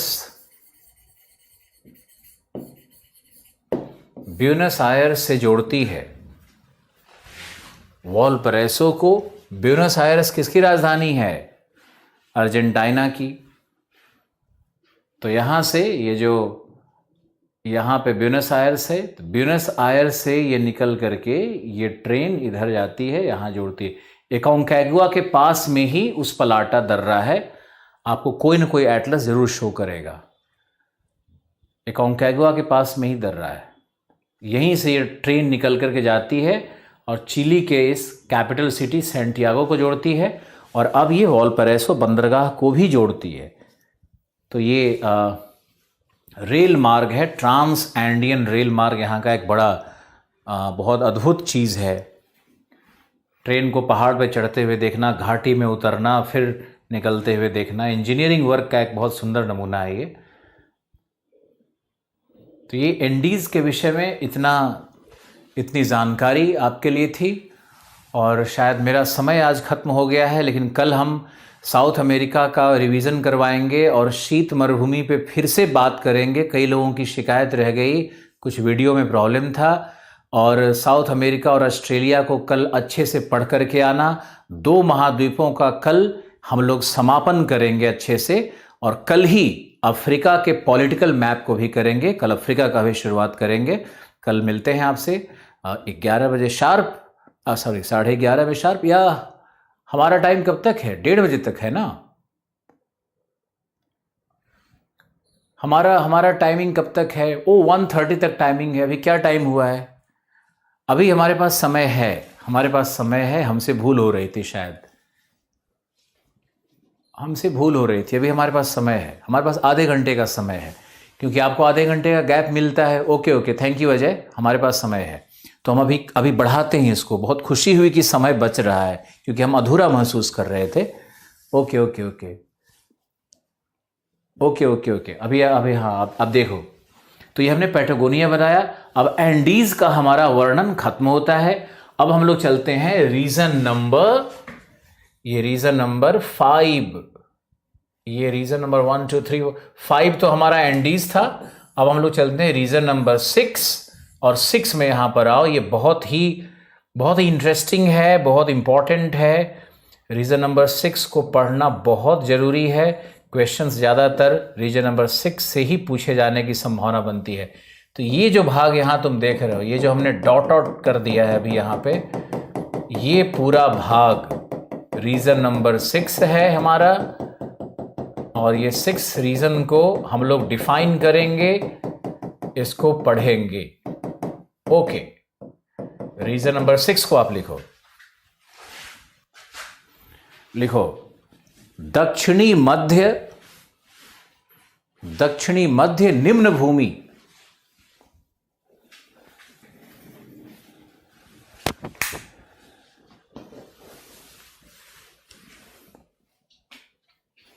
दक्षिणी मध्य निम्न भूमि।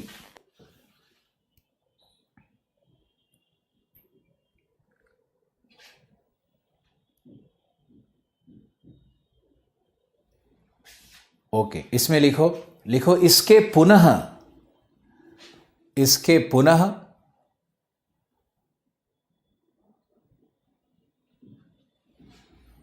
3 भाग किए जाते हैं। इसके पुनः 3 भाग किए जाते हैं। पहला, ग्रैंड चाको।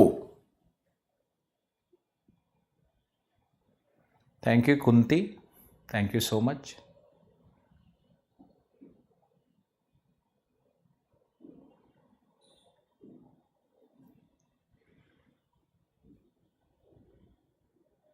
Grand Chaco. अब इस पे लिखना है ग्रैंड चाको पे, बड़ा सुंदर पारिस्थितिक वर्णन है इसका ग्रैंड चाको का। लिखो लिखो, ग्रैंड चाको एक निम्न दलदली भूमि है, मार्शी लैंड है।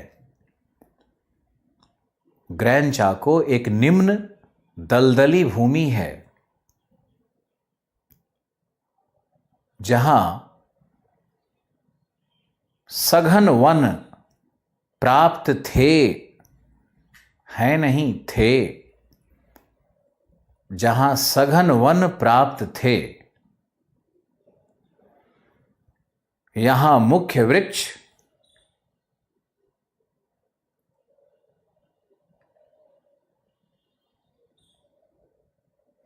तुमसे एक प्रश्न पूछते हैं, किस वृक्ष को एक्स ब्रेकर कहा जाता है?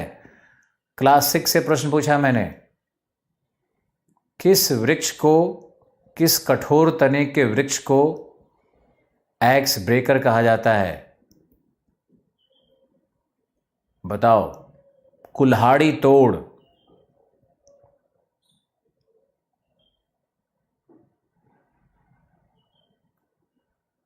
किसी का उत्तर नहीं आ रहा है।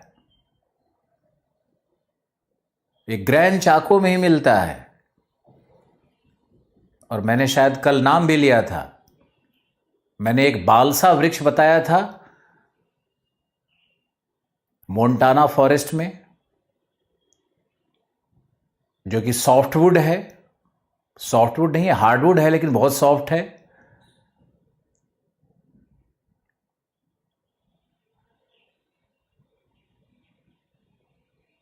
सागौन बिल्कुल गलत, बिल्कुल गलत, यानी खैर बिल्कुल गलत, ओक बिल्कुल गलत। यानी आप लोग कहीं ना कहीं एनसीईआरटी नहीं पढ़ रहे हो, मुझे पता चल गया। एक्स ब्रेकर किसको कहते हैं? बाप रे, एक लिख रहा है प्रशांत मैंग्रोव, बिल्कुल गलत। बालसा तो सॉफ्टवुड है, बालसा क्यों होने लगा? क्यू ब्राको को कहते हैं, कोई नहीं लिख पा रहा है। क्यू ब्राको को एक्स ब्रेकर कहते हैं। हाँ, एक उत्तर आया है, बिल्कुल कमल का उत्तर आया क्यू ब्राको। अर्चना का भी उत्तर आया है क्यू ब्राको, बिल्कुल सही। आप लोग एनसीईआरटी जब नहीं पढ़ोगे, आज मैंने टेस्ट ले लिया, अब अगर आप एनसीईआरटी नहीं पढ़ोगे तो फिर कैसे होगा? अब अक्षय कमाल सब लिख रहे हो, अच्छी बात है। क्यू ब्राको को कहते हैं एक्स ब्रेकर, जो ग्रैंड चाको में ही मिलता है। क्यू ब्राको, ये क्यू ब्राको है। अब लिखो, यहां मतलब ग्रैंड चाको में क्यू ब्राको के वृक्ष मिलते हैं जो दुनिया के सबसे कठोर तने के वृक्ष होते हैं।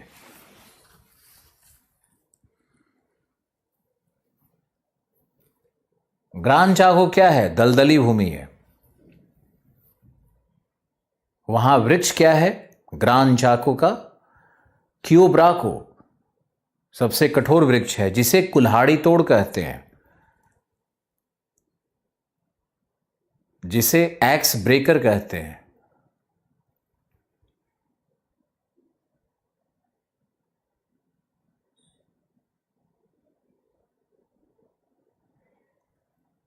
जिसे कुल्हाड़ी तोड़ या एक्स ब्रेकर कहते हैं। लिखो, यह वृक्ष वर्षा वन की तरह होता है। यह वृक्ष वर्षा वन की तरह होता है, परंतु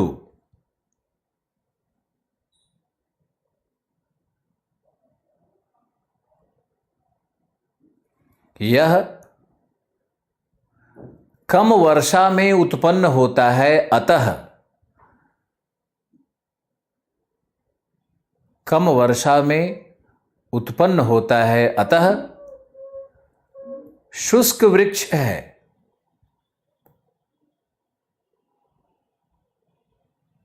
अतः शुष्क वृक्ष है।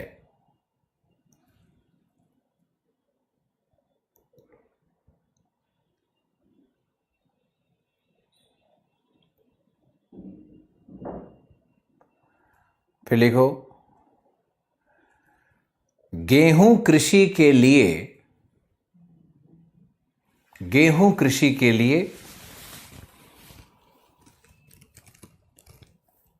इन वृक्षों का या इस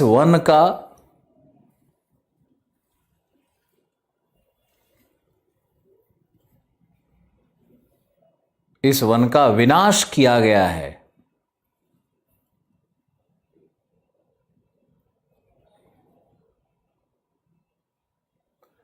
इस वन का विनाश किया गया है।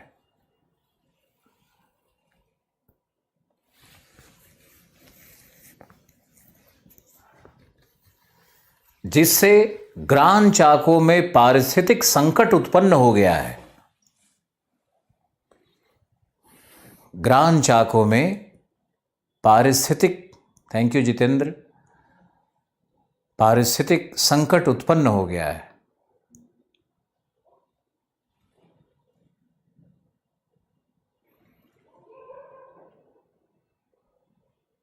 यह क्षेत्र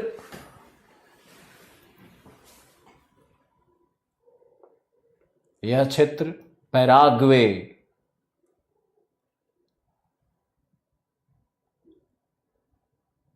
बर्मेजो,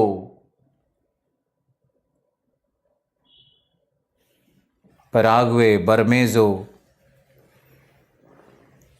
सेलाडो,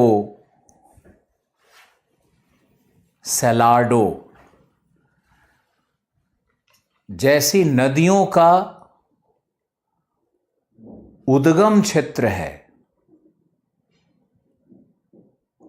जैसी नदियों का उद्गम क्षेत्र है।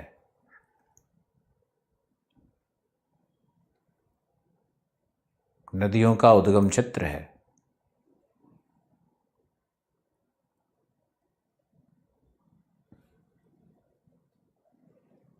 तो ग्रान चाको का तहस नहस मचा हुआ है, इसलिए न्यूज में है ये ग्रान चाको। अब लिखो दूसरा क्षेत्र, ग्रान चाको हो गया, उसके बाद दूसरा है, लिखो ला प्लाटा बेसिन। ला प्लाटा बेसिन।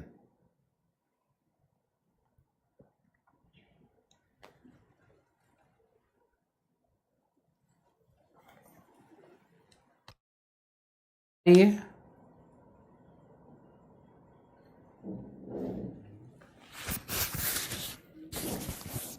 ला प्लाटा बेसिन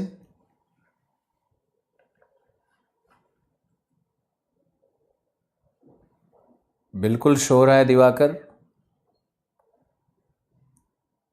ला प्लाटा बेसिन में लिखो, यह निम्न भूमि प्रदेश है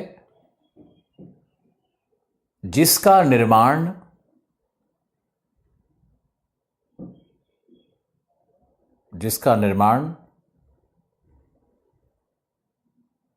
नदी घाटियों के संगम से हुआ है।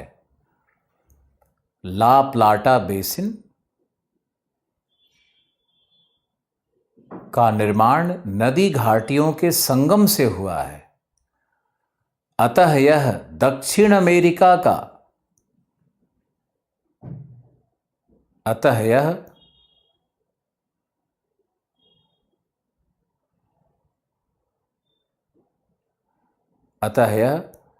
दक्षिण अमेरिका का सर्वाधिक कृषि प्रधान क्षेत्र है। सर्वाधिक कृषि प्रधान क्षेत्र है।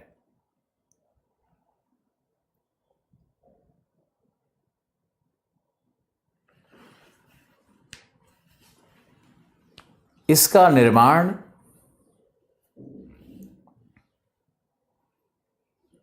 पैराग्वे इसका निर्माण पैराग्वे, उरुग्वे, दोनों देश का भी नाम है, पैराग्वे, उरुग्वे। तो इसका निर्माण पैराग्वे, उरुग्वे,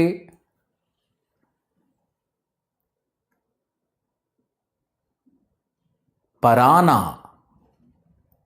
पराना यहां की सबसे बड़ी नदी है इस भाग की, पराना, बरमेजो, बरमेजो,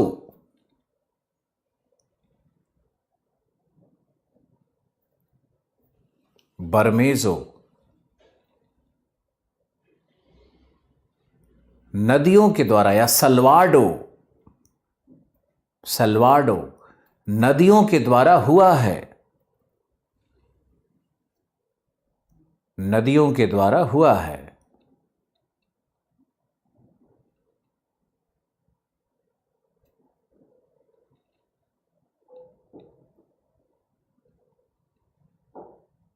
नदियों के द्वारा हुआ है। लिखो, बारमेजो नदी मकर रेखा को 3 बार काटती है। बारमेजो नदी मकर रेखा को 3 बार काटती है। आप इसको अगर देखना चाहो तो आप एटलस में देख सकते हो।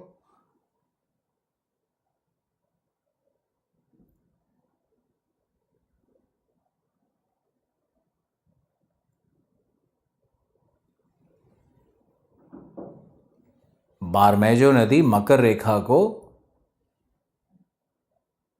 बिल्कुल डैनियल, पूरा साउथ अमेरिका फुटबॉल और फेस्टिवल्स के लिए, कार्निवल्स के लिए जाना जाता है। यहाँ के लोग बड़े मस्त हैं, ज़िंदगी को बहुत खूबसूरती से समझते हैं। हम लोग जैसे दिन रात घिसते पिटते नहीं रहते हैं। 5 दिन 4 दिन काम करते हैं, 3 दिन उत्सव मनाते हैं, सामूहिक उत्सव मनाते हैं।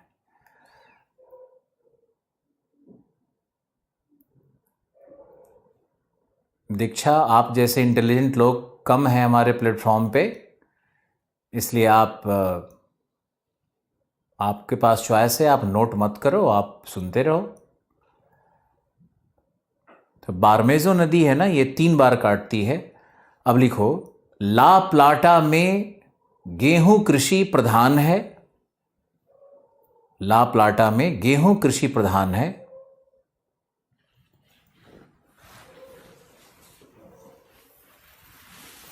ये देखो, ये जो भाग है, ये जो भाग है ना, ये है ग्रैंड चाको का।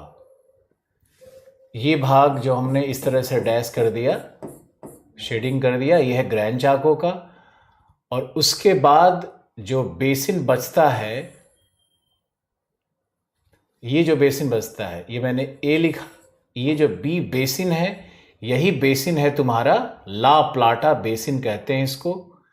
पैराग्वे, पराना, सल्वाडो और उरुग्वे कहाँ गया? उरुग्वे इधर से देखो आ रही है, उरुग्वे, ये सब मिलकर के ये ला प्लाटा बेसिन बनाती है।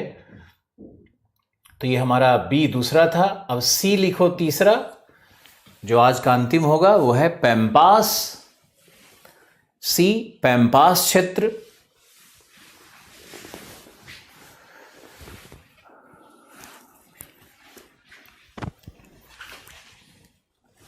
आगे से दीक्षा, आप अच्छे स्टूडेंट हो, आप उपदेश न दिया करो।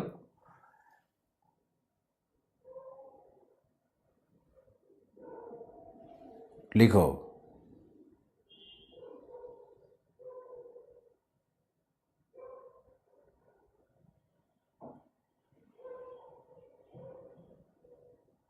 पैम्पास क्या है? लिखो, ये बहुत इंपॉर्टेंट है। लिखो, पैम्पास समशीतोष्ण घास का मैदान है। जैसे डाउन्स था, जैसे हमने डाउन्स देखा था, वैसे ही ये भी समशीतोष्ण घास का मैदान है। पैम्पास समशीतोष्ण घास का मैदान है, जहां स्टेपी समतुल्य घास, जहां स्टेपी समतुल्य जलवायु एवं घास मिलते हैं। स्टेपी समतुल्य जलवायु एवं घास मिलते हैं, लेकिन आपको याद रखना है कि पैम्पास के जो घास होते हैं ना, वो स्टेपी से बड़े होते हैं। एकदम नोट डाउन करना है इसको, लिखना है इसको कि पैम्पास के घास स्टेपी से बड़े होते हैं, लंबे होते हैं तथा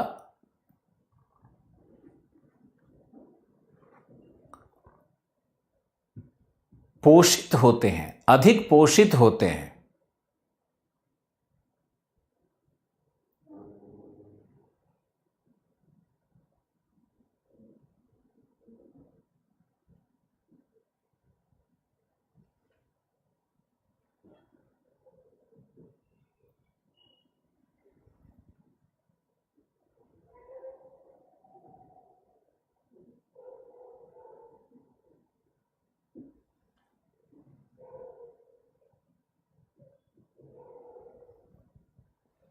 पोषित घास होते हैं। यहां काली मृदा प्राप्त होती है।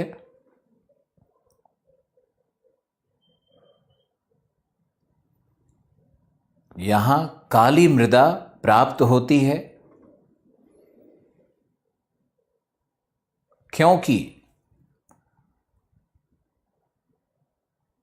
क्योंकि घास से, यही समझना है, क्योंकि घास से ह्यूमस की प्राप्ति होती है। घास से ह्यूमस की प्राप्ति होती है।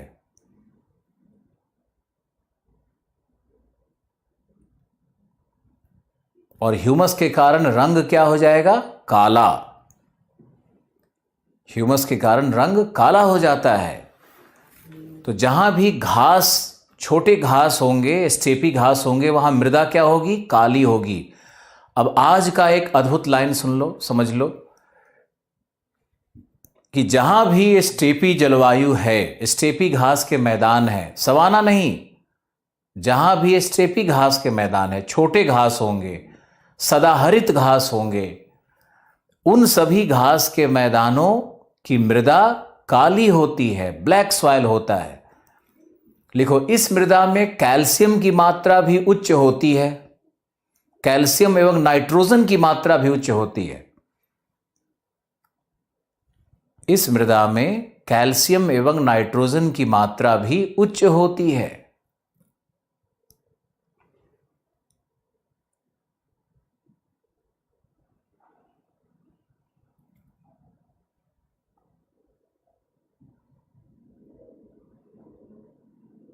नाइट्रोजन की मात्रा उच्च होती है।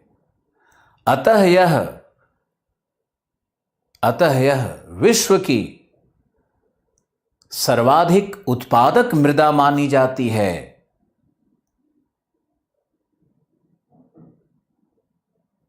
यह विश्व की सर्वाधिक उत्पादक मृदा मानी जाती है। हम तो कुछ अद्भुत लिखवा रहे हैं, आप एकदम लिखते रहो। लिखो,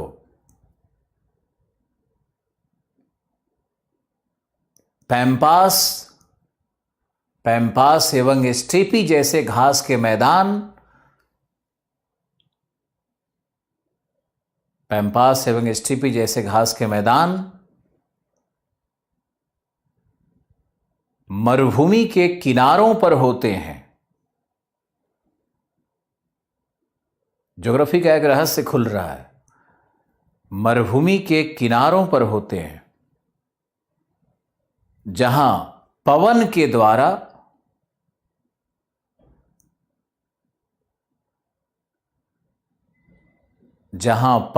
द्वारा लोएस का निक्षेप होता है। पवन के द्वारा लोएस का निक्षेप होता है।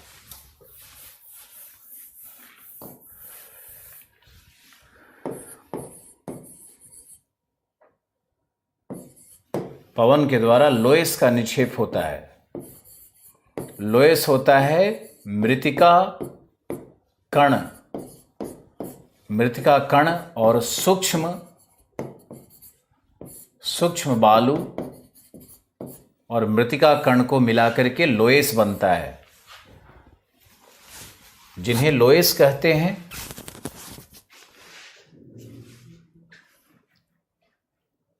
यहां पर सूक्ष्म मृतिका का निक्षेप होता है।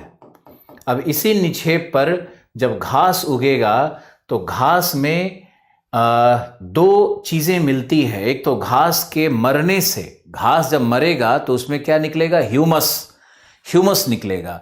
और घास जो है वो नाइट्रोजन का भी फिक्सेशन कर देता है। वैसे आप जानते हो दलहन के द्वारा होता है, लेकिन यहाँ जो पैम्पास में घास है, स्टेपी में घास है, वो नाइट्रोजन का भी फिक्सेशन करता है मृदा में। तो ये जो मृदा बनती है, इसमें क्या क्या मिल रहा है? इसमें सबसे पहले मिल रहा है कि यह लोएस या क्ले से बना हुआ है। ये लोएस और क्ले से बना हुआ है। तो इस स्टेपी की जो मृदा होती है, या पैम्पास की जो मृदा होती है, या डाउन्स की जो मृदा होती है, आप जो भी नाम से कह लो, सब एक ही है लगभग, या समशीतोष्ण कटिबंधीय घास के मैदान की जो मृदा होती है, उसमें लोएस होगा, प्लस उसमें कैल्शियम होगा जो घास से मिलता है, प्लस उसमें ह्यूमस होगा, और ह्यूमस के कारण ही रंग क्या हो जाएगा? काला रंग हो जाता है मृदा का। कैल्शियम होगा, ह्यूमस। कैल्शियम क्या है? कैल्शियम एक प्रकार का लवण है, और साथ में नाइट्रोजन N भी मिलेगा। तो अगर किसी मृदा में नाइट्रोजन हो, ह्यूमस हो, कैल्शियम हो और लोएस की मात्रा हो, तो यह मृदा बहुत ही उपजाऊ मृदा होती है। इसीलिए विश्व में जहां भी स्टेपी मृदा है, जहां भी पैम्पास मृदा है, जहां भी डाउन्स है, जहां भी पुस्टाज है, जहां भी कैंटेबरी प्लेन्स है, ये सब नाम है स्टेपी घास के ही, स्टेपी मैदान के ही अलग अलग भागों में अलग अलग नाम है। जहां प्रेरी मृदा है, तो ये सारे मृदा लगभग एक जैसे हैं। थोड़ा बहुत अंतर होता है, वो आपको नहीं जानना है, ये सब एक है। और ये सभी जहां भी होंगे वहां पर मृदा का स्वरूप क्या होगा? काला होगा। उसमें ह्यूमस होगा, उसमें नाइट्रोजन होगा, उसमें कैल्शियम की मात्रा होगी। और नमी अगर मिले और मॉइस्चर अगर मिले तो वह गेहूं उत्पादन का बड़ा केंद्र बनता है। यानी bread basket of the world क्या है? ग्रैनरीज ऑफ द वर्ल्ड क्या है? आपने ये शब्द सुना होगा। विश्व का अन्नागार क्या है?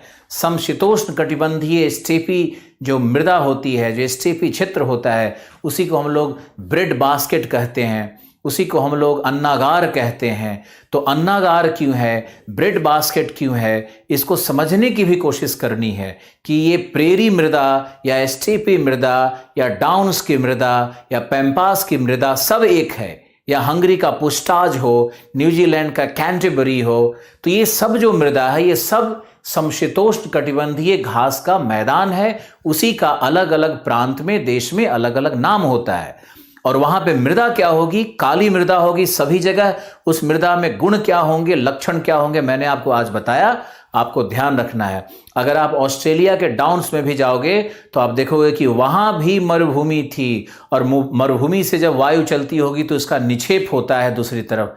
तो वहां भी डाउन्स का भी वही लगभग स्वरूप है, पैम्पास का भी वही लगभग स्वरूप है। और हम लोग अमेरिका में जब प्रेरी पढ़ेंगे, यूरोप में जब हम स्टेपी पढ़ेंगे, यूक्रेन और रसिया में जब हम जाएंगे, जब हम लोग जाएंगे चाइना के अंदर में, तो वहां भी जो चाइना में जो मंचूरियन प्लेन्स है, न्यूजीलैंड में कैंटरबरी प्लेन्स है, ये सारे के सारे जो मृदा होंगे, जो जलवायु होगा, उसका लगभग एक ही दशा होता है।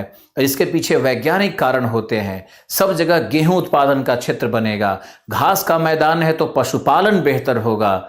जैसे ऑस्ट्रेलिया में भेड़ पालन बहुत अच्छा था, यहाँ पैम्पास में भी भेड़ पालन है और पशुपालन भी यहाँ पर है। ऑस्ट्रेलिया की तरह ही सारा कैरेक्टर होगा। जो आपने डाउन्स में सीखा वही लगभग पैम्पास में होता है, क्योंकि similar geographical conditions leads to similar mode of life. ये कहा जाता है कि जहां पर भौगोलिक दशाएं एक जैसी होंगी, वहां पर जीवन पद्धति, आर्थिक पद्धति, ये सब एक, इवन संस्कृतियां भी एक जैसी हो जाती है। तो ये आपको अभी कल इसका हम और विशेष रूप दिखाएंगे। आशा है कि आप आज क्लास से लाभान्वित होगे। शायद जो आप कल मुझे बताना कि क्या शीत मरुभूमि के ऊपर में वीडियो मिला या नहीं मिला, हम उस बात को रिपीट करेंगे। आपका नुकसान नहीं होना चाहिए। आज के लिए बहुत बहुत धन्यवाद। Thank you so much. कल मिलते हैं और आपसे विदा लेते हैं। Thank you. Take care. Bye bye. Have a nice day.